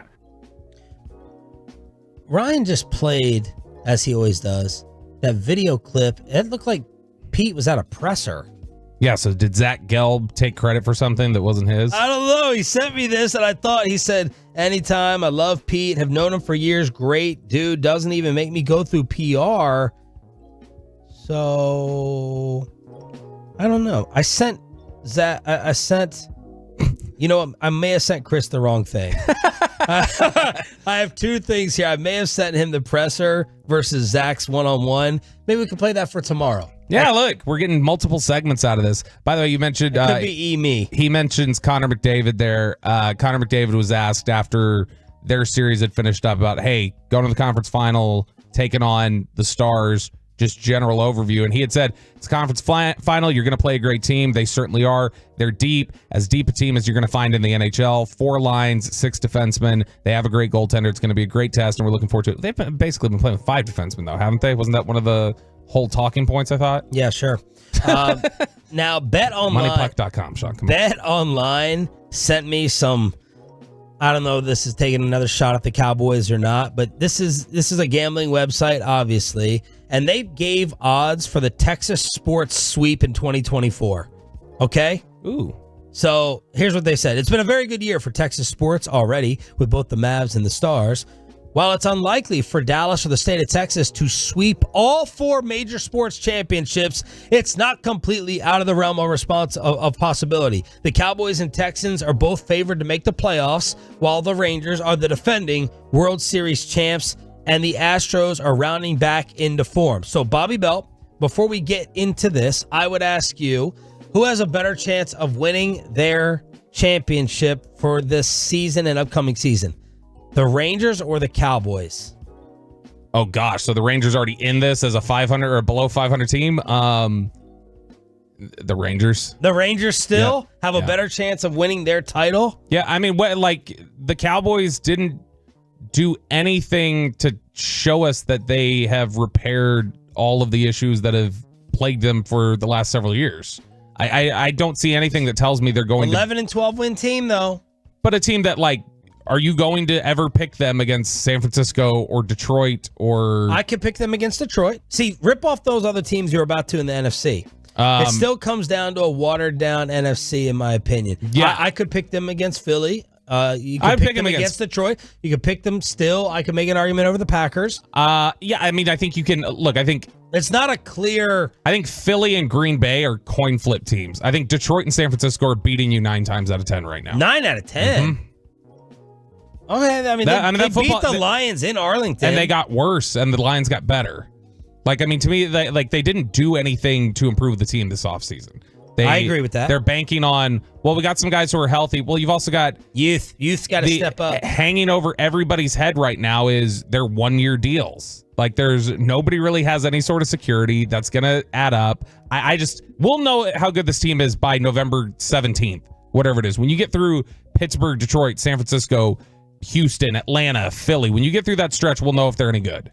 Brandon Cooks, by the way, on the Gold Lake podcast, was asked about the young guys, and he talked about his role in the wide receiver room to affect that. Yeah, that's my mindset. Pass it on, right? When I was young, I had those older vets that looked out for me, but at the same time, knowing I could play the game at a high level. So that's not all what I'm doing, right? I'm bringing people along, but at the same time, my expectation for myself is to make plays and help this football team win games and make plays at a high level and consistently. And so that's the way I take it. See, I don't know. I guess I've been around like in the 8 years or whatever I've been around the Cowboys facility now. Maybe I just get around hearing coach speak too much or whatever else and knowing what football guys are like. But I do love when I hear him say something like that and he goes yeah, I'm here to be a mentor, but don't get it twisted. I can still play football. Okay. Whenever I hear players make that competitive distinction. Yeah. It sounds very chippy, nice or whatever. Like the tone he just delivered it in was in a respectful way, but you can hear it in there. He's don't forget me. Don't pretend like I can't play football anymore. I can play it at a high level. It's that same thing I liked with Rodgers earlier. I'm not going out as a bum. That sort of energy from Brandon Cooks. That's why if you want to talk about a key, like bringing somebody back, not making that financial decision, bringing Cooks back was massive to me. Jared Sandler is listening in Philadelphia right now. Took a picture next to a statue. Yeah, he did. I saw that boxing statue, right? Or I don't know. You tell us. You're the non-football sports expert. Yeah, it's a Rocky Marciano statue. You commented on it. He said he's listening to the show while out for his run. He also said Rangers in 5, T-Wolves in 6. So Jared trying to go against the Mavericks for the second straight series. I don't know if he picked OKC. He probably did. But he said Wolves in 6. He told us like OKC in like 5, I think, or whatever. So thank you for listening, though, Jared. All right. We love you. So odds for the Mavs and Stars to both win their league titles. This is from Vegas. For the Mavs and Stars to win it all. You want to guess the odds? I'm going to say it's plus 1,500. 20-1. Okay. I would have thought it would have been higher than that. Okay, so Stars are the favorites right now. Yeah. I would have said it would have been worse odds because of the Mavs. Yeah, Stars are the favorites. And what did we have on Mavs recently? It was like plus 550 or something, or plus 800 or something like that. Because the Mavs are going to be, they're not the favorites against Minnesota. They won't be the favorites against Boston if they make it to the finals. Odds for the NFL, NBA, baseball, and NHL titles to be won by a team in the city of Dallas. All of them? All of them. Does it include the Rangers this upcoming October or their previous win last year? Rangers right now. Okay, so then that's plus 15,000. 7,500 to 1. Okay, so half of that. That's good. That's pretty good. 7,500 to 1 if you put down $10 if you believe in a DFW sweep. And then odds of a team in the state of Texas sweeping all the sports titles. That's 4,500 to 1. That's what is Astros and Texans, I guess, because Texans are oh my on God. the up. CJ Stroud, no look pass. Boy. Tank Dell running around. That was trending all day long yesterday for OTAs. Choppy would not let it go while you were out. Every time the Texans would come up, that's just become his new target. Just crapping to kick. on him. He is like targeting them every single time. Although, I think he did pick the Texans to beat the Cowboys in that game that was coming up this year. So I don't know. It's just interesting when we look at all these Texas teams, and I know we talked about this off air a little bit, but at some point, like, we really do got to dive into, when we're looking at the context of these 4 teams, all these different ways that the Rangers, Mavericks, and Stars are winning that the Cowboys have historically used for excuses as to why they can't do it. And it's just, they're showing you at every level that it can be done with any context. You can win. It's not a good enough excuse. And speaking of the Rangers, we will be joined by Brett Boone, host of the Brett Boone podcast at 9:20, an Odyssey original featuring the most notable names in baseball and all-around sports every week. So our boy Brett Boone will join us on the home of the World Series champs. What should be monitored at Cowboy OTAs this week? That's next. And below the belt right here on The Fan. Coming up on the next KNC Masterpiece, the key questions and hopefully plenty of answers.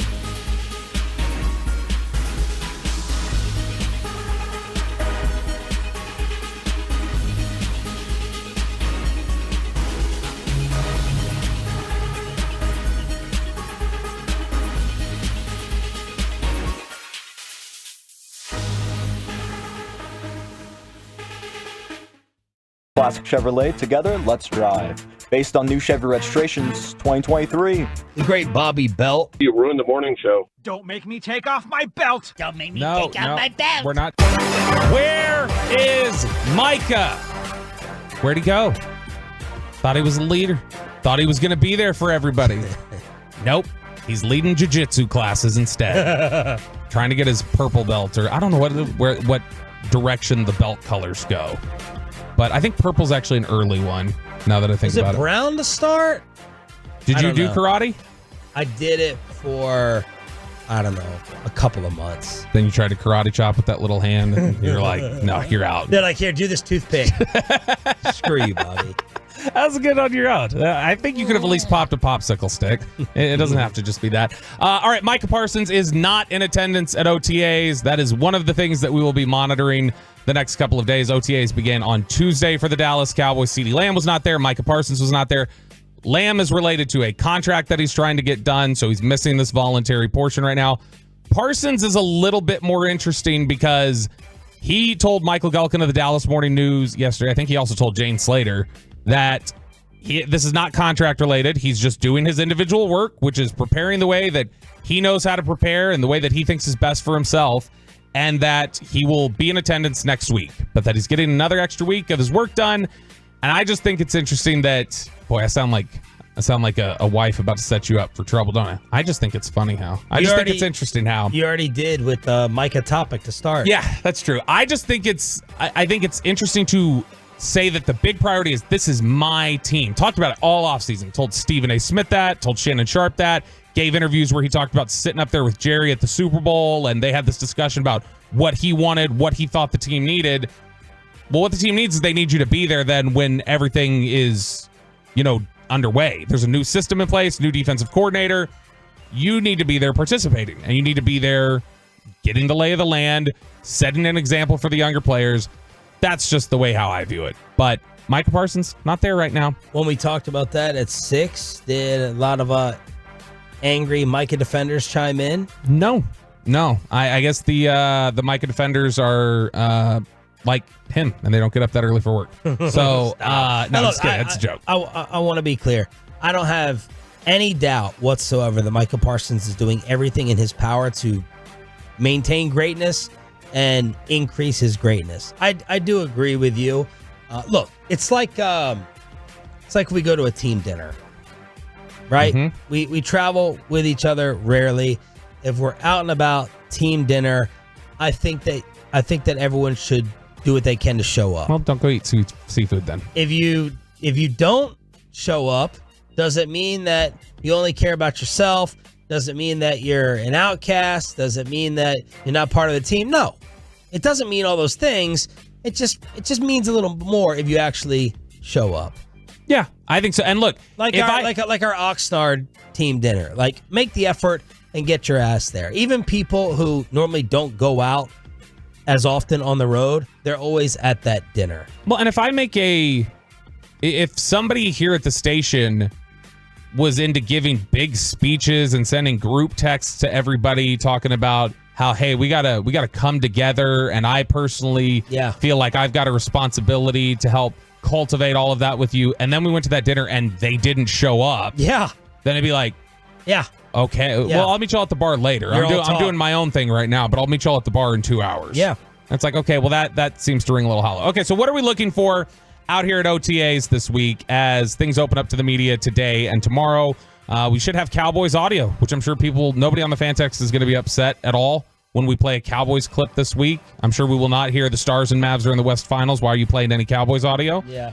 But we will have audio. If the Mavs lose, it'll be more playable. Yeah, exactly. But the I think one of the things we're looking at today is immediately right out of the gate is Tyler Guyton at left tackle. I mean, he's going to play left tackle, but is he with the first team? Because that was something that Tyler Smith got slowly brought along with. I think, and I know there was you remember the night after the draft, we were getting tweets at me going, Bobby with a hot mic situation. Oh, yeah. Let his real feelings be heard. He got caught. I was like, this is literally what I sent when really the worst Bobby audio was him during the draft coverage. It was like a Chaplin film. There was no audio. Yeah. There was no speaking at all. Yeah.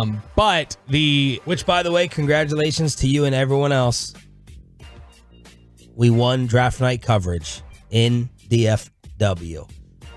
So we think there's some things that the bosses have figured out behind the scenes to help us do that, but it's really the Tolos that tuned in and showed their appreciation for all the hard work that you guys did. We won the sports ratings draft coverage for April. Was it April it happened? Yeah, it was the end of April. End of April. And I think, just really quickly on that, I'm sure First you guys... year I didn't host, so Wolchuk probably took that to his negotiation, and he's like, Sharice's finally out. First year I hosted, and we finished on top with the draft rating. So congratulations to Zachary. I mean, there was also, you can't just give it all to Zach. I mean, I was there, Nick Harris was there, Broadus was there. It's like you can't just totally credit everything to one person. So here's the thing is that I think it's important for everybody.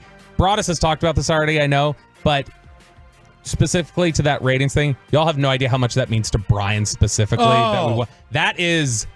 Like, I almost felt like I wouldn't be surprised if, you hear the story about how... Why do I do this? I just should stop. I should just stop doing it when he can't. He's an addict. When somebody reaches the point of their life where they've completed their life's mission, and then you hear these stories about, like, right after they did that, they passed away in their sleep that night. Yeah. Like, I was half expecting to hear that say, like, Brian died last night.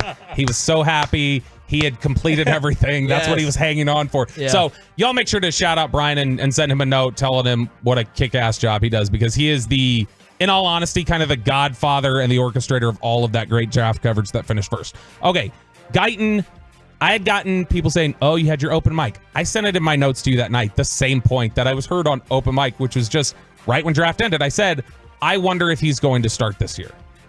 I wondered if... Because I think he's probably starting. Tyler Guyton will probably be your starting left tackle week 1. I don't think it's impossible that he's not. I think it's fully in the realm of possibility that you have Chuma Edoga out there potentially, or maybe they say, hey, some things are behind here. We're going to put Tyler Smith out there for right now. Or maybe you look at it and say, hey, we've had some good offseason reps finally with Awesome Richards or Matt Leletsko. I wouldn't be surprised if they just said, Guyton's a little raw, and we want him to come along in the right manner. And we got a lot of people on one-year deals, coaches and players. You would like to think this wouldn't happen, but doesn't it pop into their head probably a little naturally to think, do I want to trust a rookie with those massive assignments when we're all trying to, not just fight for my job? Versus who? Not just so fight for... Chuma Edoga is like, oh, we got a veteran in there? So what we're talking... To protect Dak? Like what we're talking about is, because veteran, I can live with... A lot of NFL coaches can live with you not being good enough. Like, if that's your personnel, they can live with just weren't good enough, we got beat. What they can't live with is procedural mistakes, stupid technique mistakes, just not knowing where you're supposed to be. That's why week 1 of Jalen Tolbert's rookie year is a 3rd-round pick.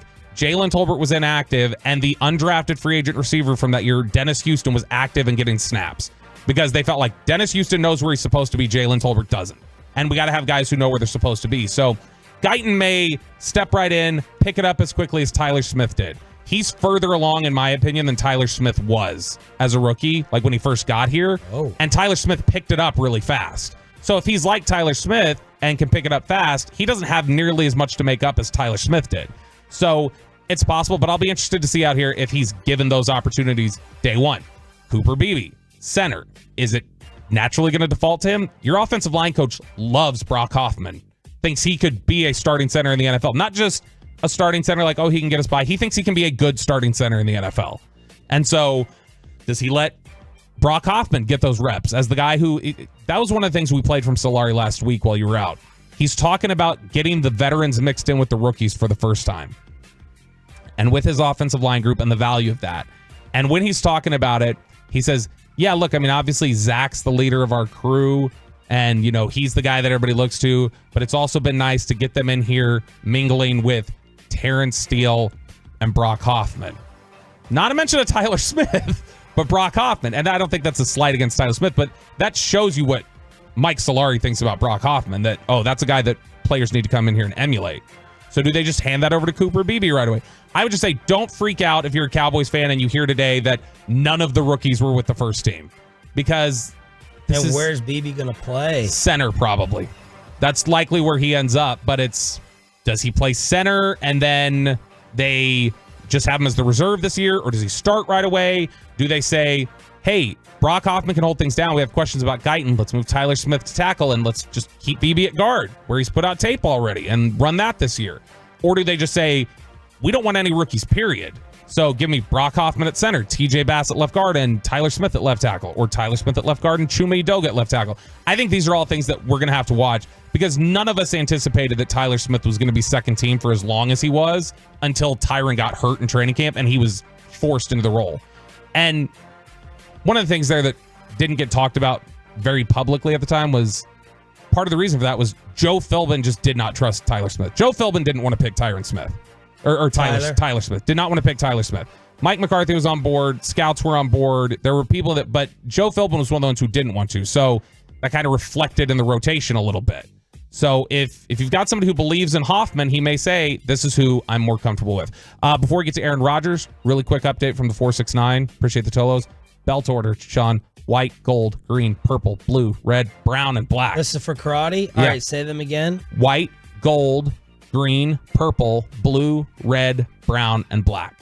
So brown was not the rookie belt. That was like... Doesn't Chris look like a karate kid? He looks scrappy. Doesn't he? I know that. I look like a yellow belt at most, probably. Did you ever take it? No, I did. Just like you, I did it 1 week. Parents wanted me to do it. Gone. There is no yellow belt on here, by the way. There's a gold, so I don't know if that was an intentional joke that you don't even have a belt that's there. Aaron Rodgers, this is going to be clip 4. I thought this was an interesting point. He was talking about all the different ways that pressure on the Jets, and he's talking about all the pressure on him and everything else. And the New York reporters just kind of turned it around to him at one point, and they're like, how is there pressure on you, dude? Like, what is your pressure? You've been paid. You're at the end of your career. You've had a lot of success. You could have walked off to be, the 5th place finishing vice president candidate, for God's sake. And Aaron Rodgers, I thought, gave a good answer as to why he has pressure. If I don't do what I know I'm capable of doing, we're all probably going to be out of here. So I like that kind of pressure, though. I know there's, it's a tough market to play in. It's not for everybody. I relish that opportunity. And that's the way the NFL is. I'm not saying anything monumental as you guys are typing away and putting your tweets out. This is how it is every single year. We might not say it, but as you get older in the league, if you don't perform, they're going to get rid of you or bring in the next guy to take over. I mean, it happened in Green Bay. So, and I'm, a few years older than I was back then. So I expect to play at a high level. I expect this to be productive and competitive and all that stuff to take care of itself. What's interesting to me and what I'm curious about from you, Sean, we talked about the quote earlier from him where he said, I don't want to go out like a bum. You hear him talk there about, hey, pressure's on me. I like the pressure, though. But then he's talking reflectively about Green Bay, and he's not in his little shot. He's not as defiant about it, though, in his present state. He's like, and I'm a few years older than I was judged there. Is that fake confidence at all? Do you think that he's got some bluster to him right now where he's questioning if he's going to be able to bounce back from this? Oh, I think he's got a little question how he's going to hold up physically. Seemed like a little, like when you watch him talk and you hear the word, it just felt like a little more doubt than I'm used to hearing from Aaron Rodgers. I don't know. I think he's trying to, it's impossible to read into it. I'm just waiting for him to turn on the New York media. Right now, it's still a love affair. He loves cameras. He loves... I know, but the criticism, when do the columns go against him? When do the talk show hosts go against him? When does he start taking the shots at the New York media? When does it turn? That's what I'm waiting for. Yeah, I mean, and that's a jump going from Green Bay to New York. It's like not being able to handle the jump from Green Bay to Dallas or something. I knew that was coming. Below the belt right here on DFW Sports Station, your home of the Cowboys and Rangers. 105.3 The Fan. Mavs-Wolves, Game 1. Who is the best player in the series? Let's rank all the players from the two sides together, and the return of the dark roast to get you ready for the West Finals. That is next.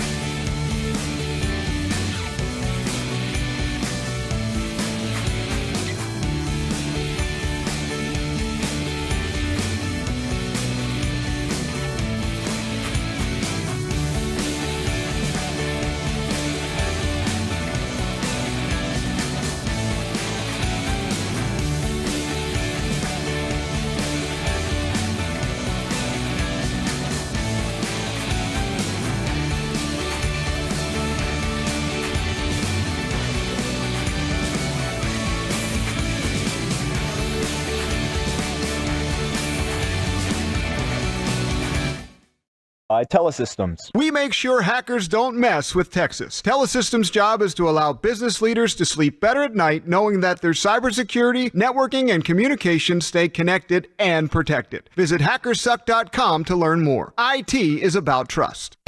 This is the exclusive home of Dallas Cowboys football. KRLD-FM and HD1, Dallas-Fort Worth. Let's go, Cowboys. An Odyssey sports station.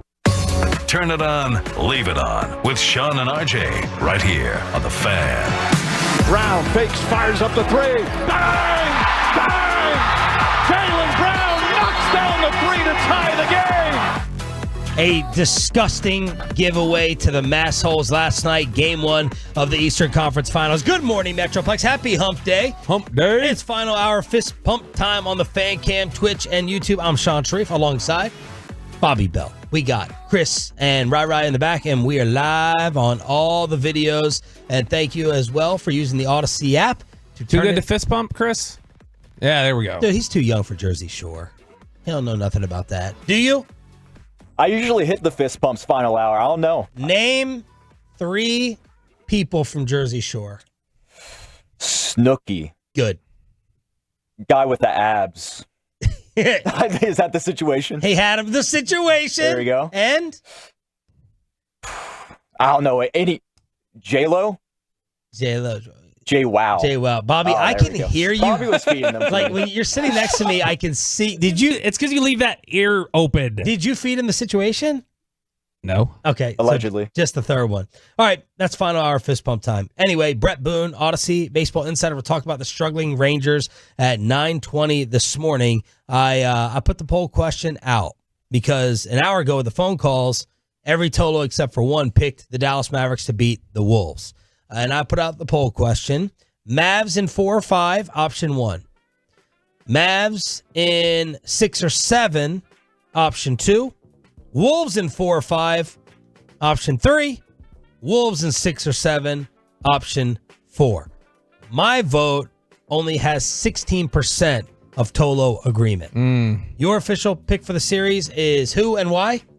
Mavs in 6. And that has 76% of the vote. I mean, it makes the most sense. They are the better team. They should be the Vegas favorite, as Peyton Russell told us.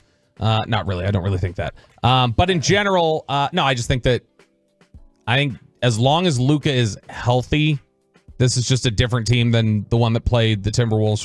The Timberwolves, I understand it was very impressive that they won a lot of these games struggling shooting the way they did. Like, you can look at it 2 ways. Either, wow, look at the way they fought and were able to win that game and how dominant they are defensively, while Ant shoots 6 of 24 while they're shooting 38% from the field. Or you can look at it the other way of like, how sustainable is that to shoot like that and I know that was just one game, but in general, shoot poorly at times and still be able to weather a pretty good offensive team in Dallas. So I think these are going to be close games, but ultimately if Luka's healthy, and he seems to be right now, then I'm going to take the Mavericks in 6. So Mavs in 4 or 5 got 4% of the vote. Wolves in 4 or 5 got 3%, 76% on Bobby's side, and 16% on my side as I'm picking Wolves in 7. Now, let's get to Draymond Green and his prediction. By the way, I expected Draymond to be like this basketball genius. I expected to play a lot of his podcast stuff, hear his analysis and his angles. Does he seem like a genius to you? Well, I think that his Hall of Fame candidacy, which he's going to make, and I've disagreed with Bassick for a long time over how great of a player he is, basically all comes down to his intelligence. Yeah, he's an offensive facilitator. He understands assignments. He's kind of a team director out there. Savant. He's not. He is because we've got plenty of evidence that he's an idiot. But he is. Yeah, savant. You would expect him to be who can't control themselves. More. You would expect him to be more Reddick-like, I guess. Yes. Yeah. Yeah, and I haven't gotten that. Like, I haven't listened to a lot of his clips and be like, whoa, that blew my mind. Is it because he's? I don't know. Do you think it's because he's still playing? He doesn't feel like talking to those depths the way Reddick does? No, I think he's trying to talk to the depths. I haven't been blown away. But judge it for yourself. I could be wrong. Draymond makes his pick. What's beautiful about what Minnesota is doing is it's the ultimate team thing. Like, Rudy Gobert came in and played big basketball, but that was after getting bullied and Cat stepping up to that challenge and taking it on. and Cat stepping up for Ant-Man, and Jaden McDaniels stepping up, Nas Reed stepping up. Like, it's the ultimate team thing.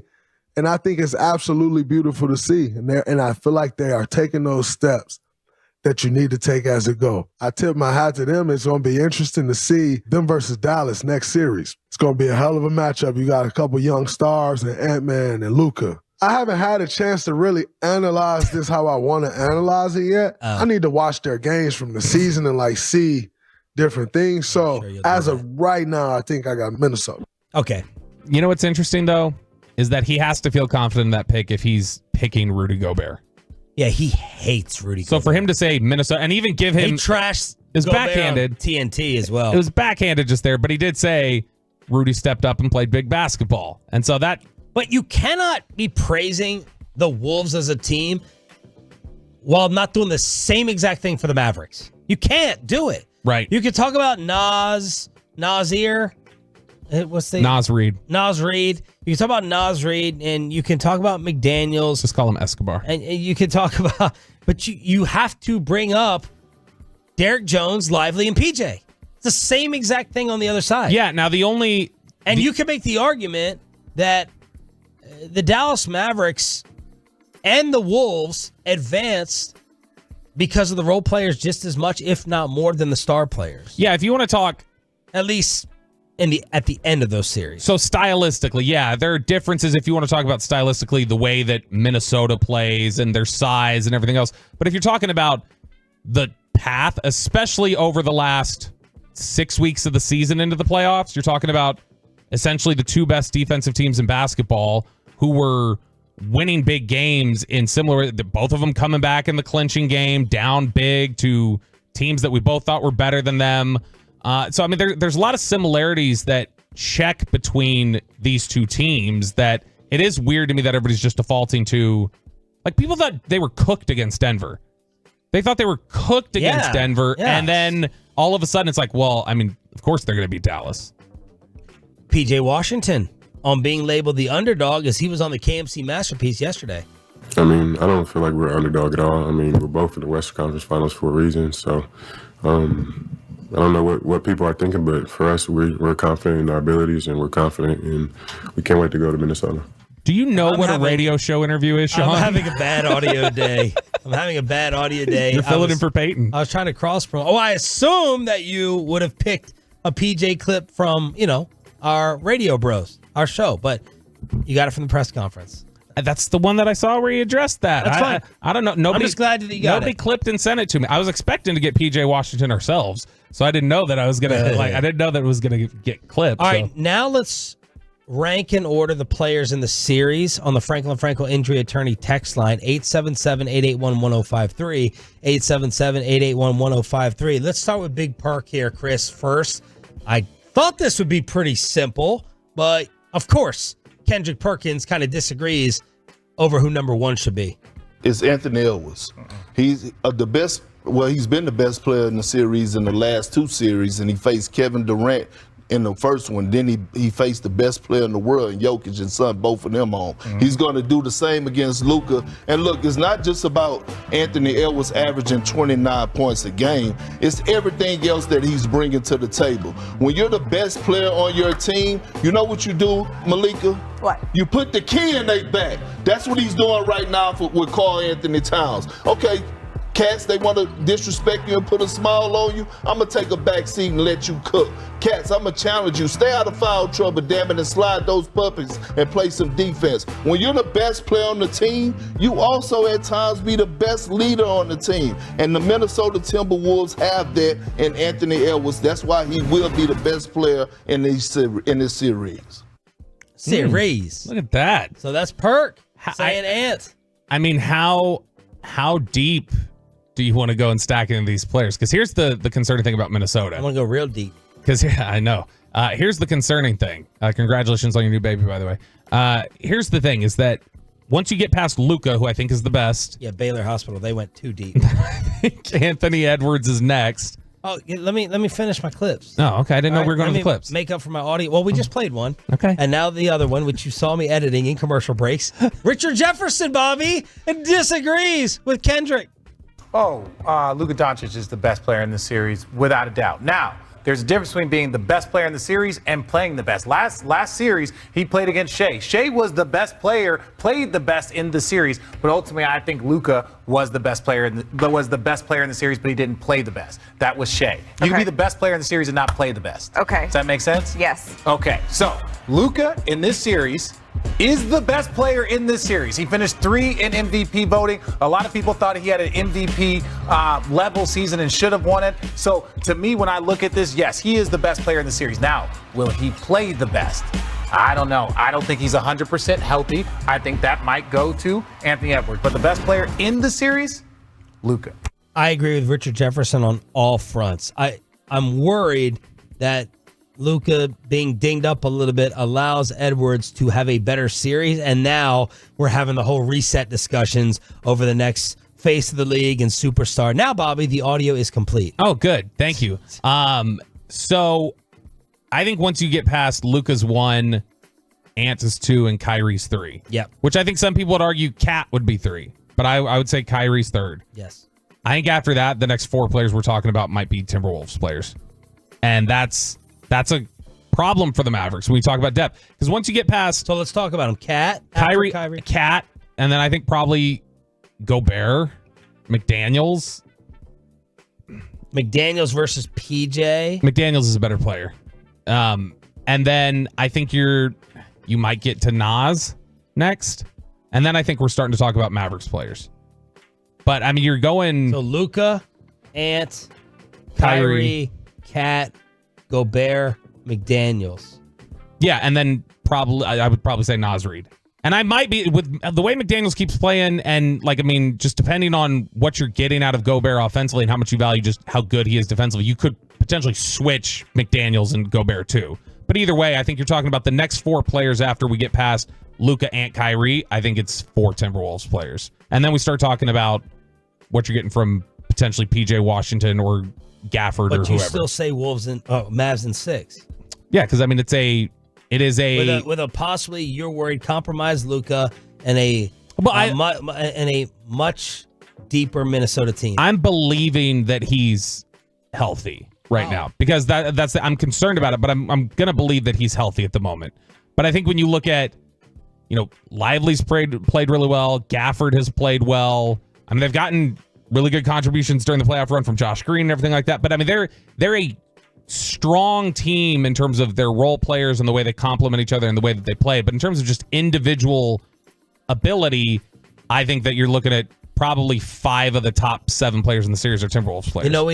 We didn't ask the Wolves play-by-play guy yesterday, the status of the coach and his health. We haven't even talked about that. Chris Finch. As Choppy will say, see, another evidence, coaching does not matter. He's sitting in the second row while his team is advancing and moving on. Yeah, I mean... Didn't Draymond call out Chris Finch? I don't remember, did he? Choppy may have had that. I think he's like, you got to coach, man. You got to be up. You got to be in the front row. What do you do, man? You got to show up. You got to be there. I remember when Will McClay had his Achilles tear a couple years ago. He was still right there on the field, moving around, making sure that he was everywhere. So, yeah, suck it up, Chris Finch. 877-881-1053 is the Franco and Franco Injury Attorney text line. Game 1 of the Western Conference Finals tonight. Stars will get it going tomorrow night at the AAC. Bobby will have a song for that as well. All right, let's do... I've totally forgot that you're supposed to do a dark roast right here. So I've gone 0 for 2 in the segment. I don't even know if we have Brett Boone for sure, so we could maybe do it there. Or maybe during Cross. Since Kevin Hagelin was your ghostwriter for the dark roast anyway. Let's talk about Rangers struggles with former MLB player Brett Boone next on The Fan. We chapter your favorite segments and even bring you the entire Sean and RJ show.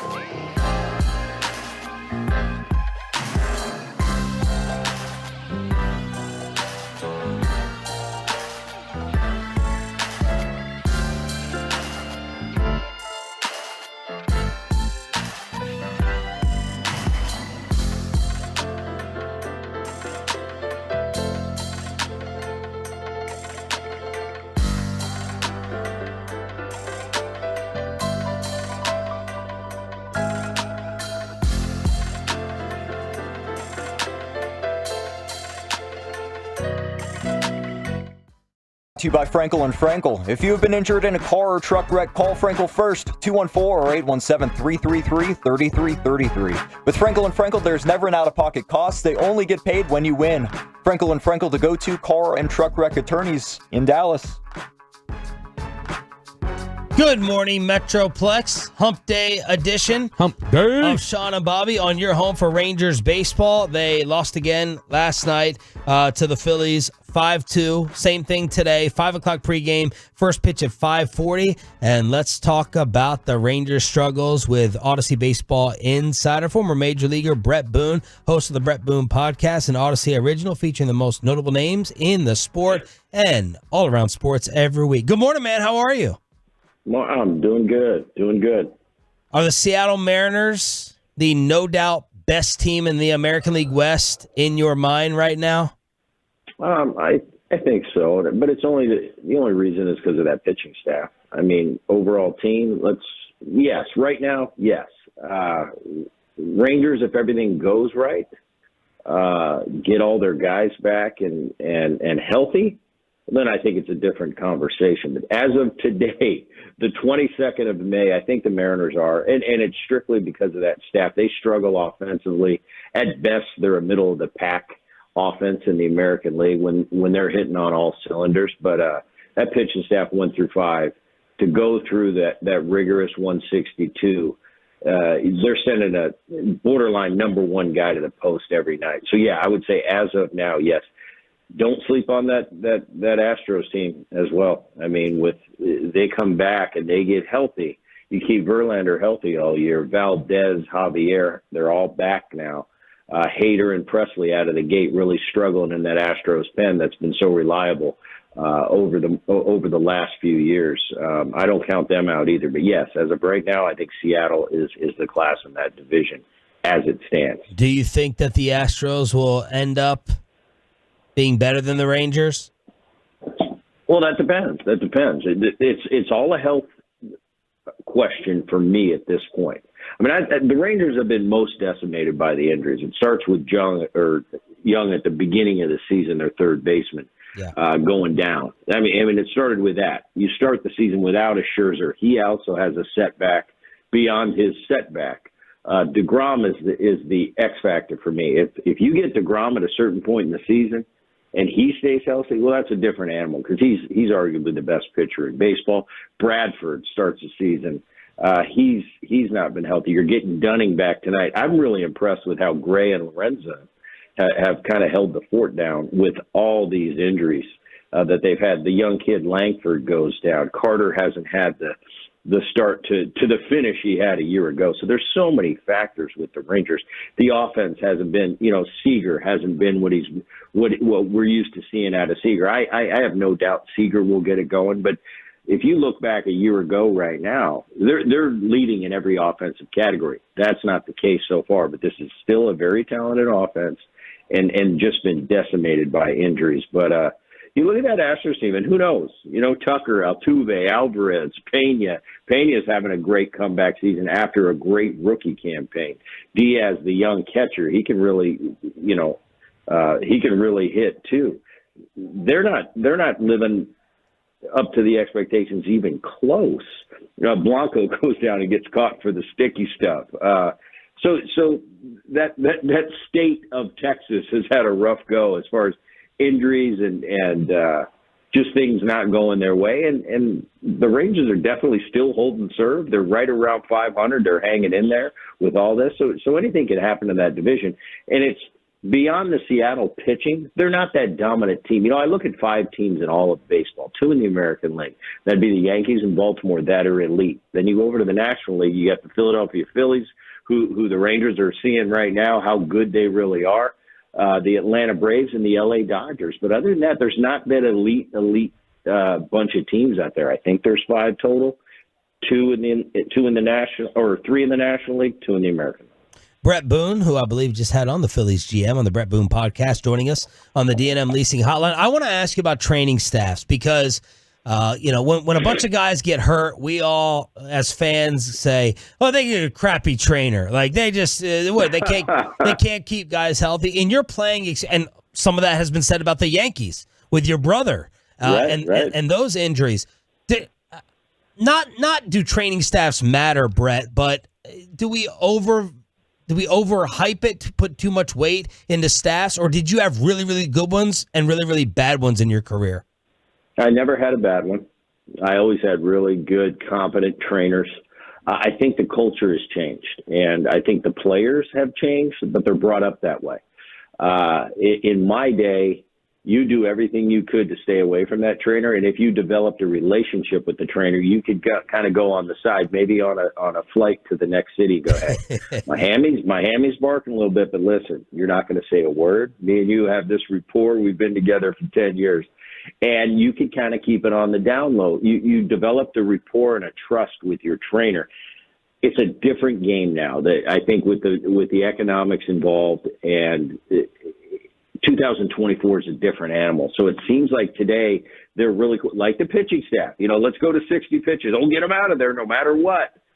Back in the day, that wasn't the case. You relied more on the player to give you his honest evaluation of how he was feeling. It seems today they have a quick trigger, and it seems like, well, this is barking a little bit. Well, let's get him on the 10-day IL.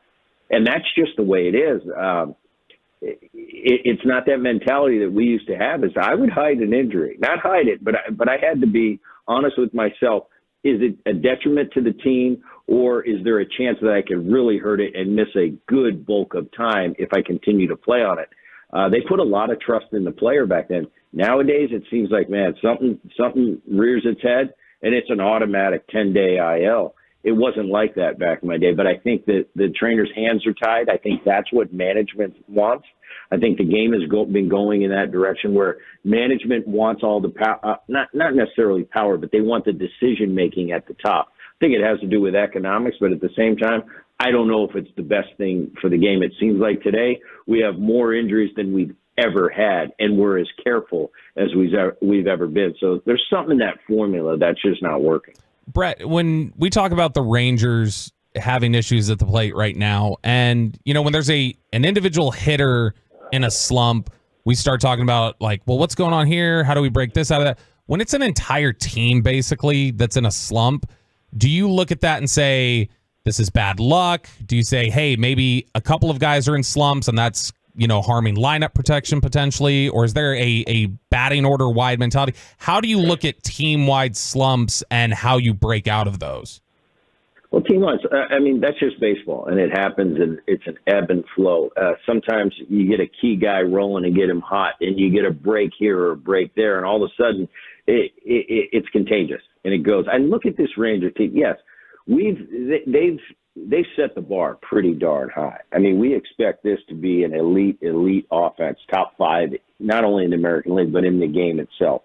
These guys struggling still are going to post at the top of the American League. They're still top 5 in most categories. Home runs are down. Yeah. They don't steal bases in Texas. They don't have a team that really emphasizes the stolen base. But other than that, their worst struggle, they're still going to rank in the top third of the American League. So I don't really worry about this team when they get clicking. And like I said, Seager's not going to hit 240 all year. The thing with Seager I worry about is keep him healthy. But they're just too talented of an offense. Even on their worst day, they're better than most. So this is something that coming off a World Series and the offense, how potent it was a year ago, posted number 1 in most categories.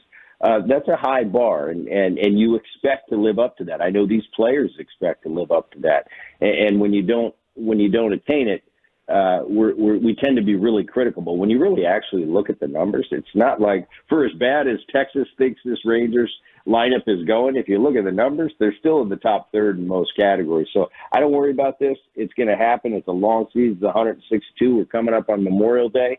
You usually know at this point of the season what kind of ball club you have. But as I mentioned at the top, with all the injuries and all the question marks and the what ifs, especially in the pitching department for them, I don't think we can accurately get a realistic vision of what this team's like until you get some of those guys back in the fold. Have you ever destroyed nachos or anything else with a ball into the stands like Seager did last night? I didn't see what Seager did. I know he punched out 4 times. I also know he hit a home run, but I didn't see break down the nacho incident for me. The home run just hit the nachos, exploding them. Have I? Yeah. Have you destroyed nachos or anything else? Have you taken out any beers back in your day? I'm sure I have. But when you hit a home run, it's the last thing you're worried about. What's happening? Just did it get over the fence? Yeah. Did I get credit for it? Yeah. But I'm sure I have. Brett, so you talked about Wyatt Langford earlier and how he's hurt and rehabbing at the moment, and he was obviously a guy with a lot of expectations who has not exactly achieved them yet. Like, there's been talk about, okay, he's not living up to the potential the way you necessarily want to right away, and maybe he needs a little bit more time. With them going and trading for Robbie Grossman to hit lefties, do you think that there might be an argument to be made that says, hey, once you're healthy, why don't you just go ahead, stay down in the minors, work on some things? Or when he's shown he can beat minor league pitching the way he has, is that just kind of counterproductive? And do you say, no, stick with him at the MLB level and let him work through this stuff? Most of us don't have that smooth transition. I go to my generation, and not all of us had the Griffey route to the big leagues. Kenny gets to the big leagues when he's 19, never looks back, never sees another minor league at bat.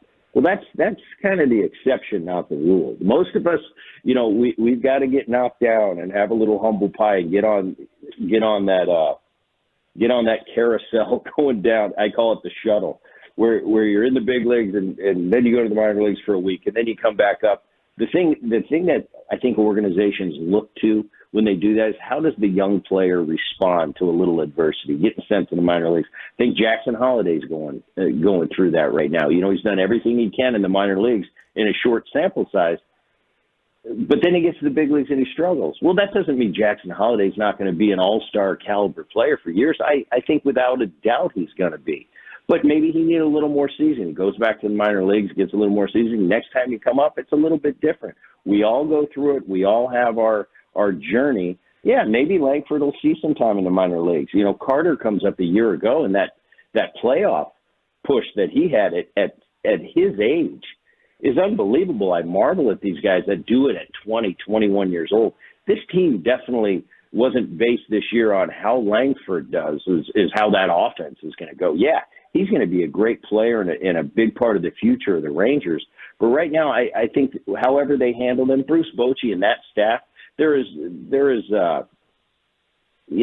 good as anybody out there. They know what to do. They know what makes this kid tick and what's going to affect him, what's not going to affect him. I don't worry. These guys are so young. Carter's struggling, hitting 205 right now after an unbelievable run in his first go around in the big leagues. That happens. But you look at these guys, they're talented, they have a track record, and they're so young. Today we're used to seeing guys come to the big leagues at 20, 21. In my day, that was unprecedented. I mean, the Griffeys, 19. But most of us got to the big leagues. We were 22, 23. We had some seasoning. We had some college baseball under our belt. So getting to the big leagues at 20, 21, man, it's tough. I think about when I see a 20-year-old and being critiqued and analyzed on, I think, man, I was 20. I was a freaking sophomore in college.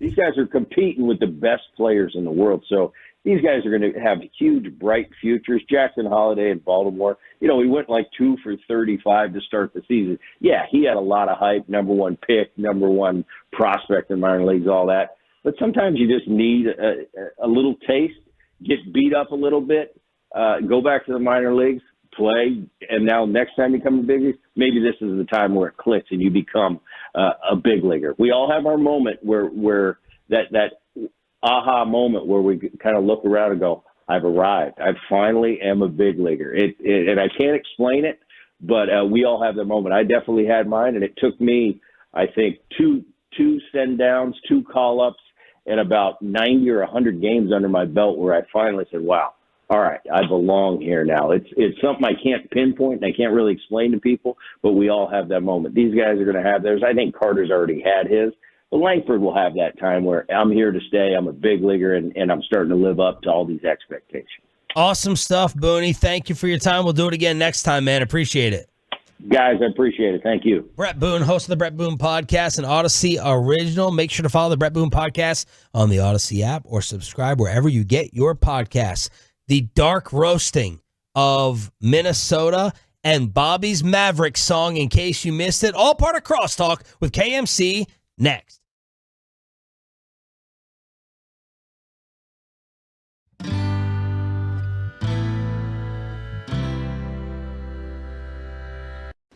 Uber Eats has Lola V products? I got to remember that. Well, you know, they say in order to remember something, you have to forget something else. Okay, now that is a very cute haircut. That's like a little shag. I've never seen that before. Well, I mean, of course you have. It's the Rachel. Oh, is that your name? No, I mean like your name. No, I'm Jen. My name's Jen. Right, but I just mean like this is your haircut. But that's hair on your head. I'm not saying this is your hair. Okay, freaking me out a little bit.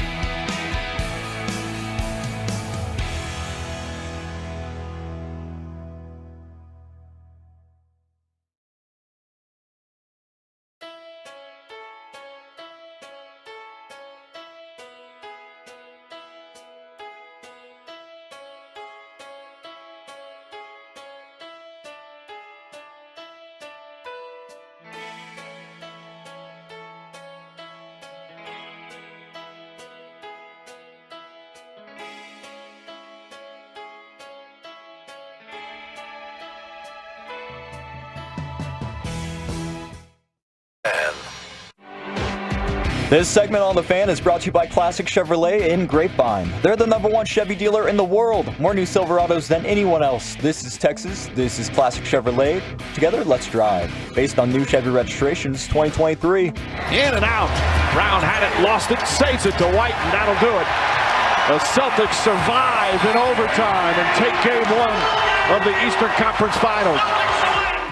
Let's cross-talk with a KMC masterpiece as the Pacers choke away game 1. That was bad, Kevin. Microphone, Chris Strong, please. I was about to ask how he was doing today. Has he been doing good? Fantastic. Awesome. Very, very good. That was their shot. They're screwed. Done. You had Celtics I already in had 5? Celtics in 5. If the Pacers would have won this, that might have changed my mind, but... Oh, you're not going to change it to 4 now? No. You're like, you know what? You've seen from the Celtics, they'll do some give up for you for a game. Tortoise and hare. That at least is a little encouraging, right? If you move on, like the Celtics may not and probably are not invisible. Yeah, and Tatum Was that invincible? Invisible? Invincible. Invisible. What are you doing? Are you okay? Could I have argued that they may be invisible sometimes? Tell me about that argument. I would like to hear. Okay, good job. Invincible, yes. So they're hoping to get Porzingis back for game 4, what I read. Yeah. I think the Mavs, and this is crazy because I'm not a Porzingis fan at all. I think the Mavs would win the series in 6 without Porzingis there. I think the Mavs would beat the Celtics in a 7-game series. I think the Mavs would win in 6 if there's no Porzingis. Porzingis is only their 4th option on offense, but he is their paint protector. He's the guy who gives length. They have no length. They have bad rebounding for the most part. I'm not saying Porzingis is this awesome rebounder, but when 37-year-old Al Horford is your only big guy kind of on your team, I think that the Mavericks, with now having what they have, Gafford and Lively, and I guess if you make it to the finals, there's a decent chance Kleba would come back for 15 to 25 minutes a game. I think that you could crush them on the boards. And then Tatum, I love Jason Tatum. I just want to say, I think Jason Tatum at times is very underrated in today's game. But then he has moments where he gives, let's say, the people who don't think he's a great player, just think he's an all-star but not a superstar. He has moments where you're like, I can't back up that decision. I can't back up that shot. I can't back up that lackadaisical defensive play with the game on the line under 5 minutes to go. So I struggle with Tatum at times on how great he really is in today's game. I mean, but you put him like above a Donovan Mitchell. Yes. I do. In fact, I think he's first team All-NBA this year. I think that that's about where he's like, in a weird way, and I hate this guy as a player, don't know him as a person at all. I put him right there with Devin Booker in a way. Like there's times where they could go off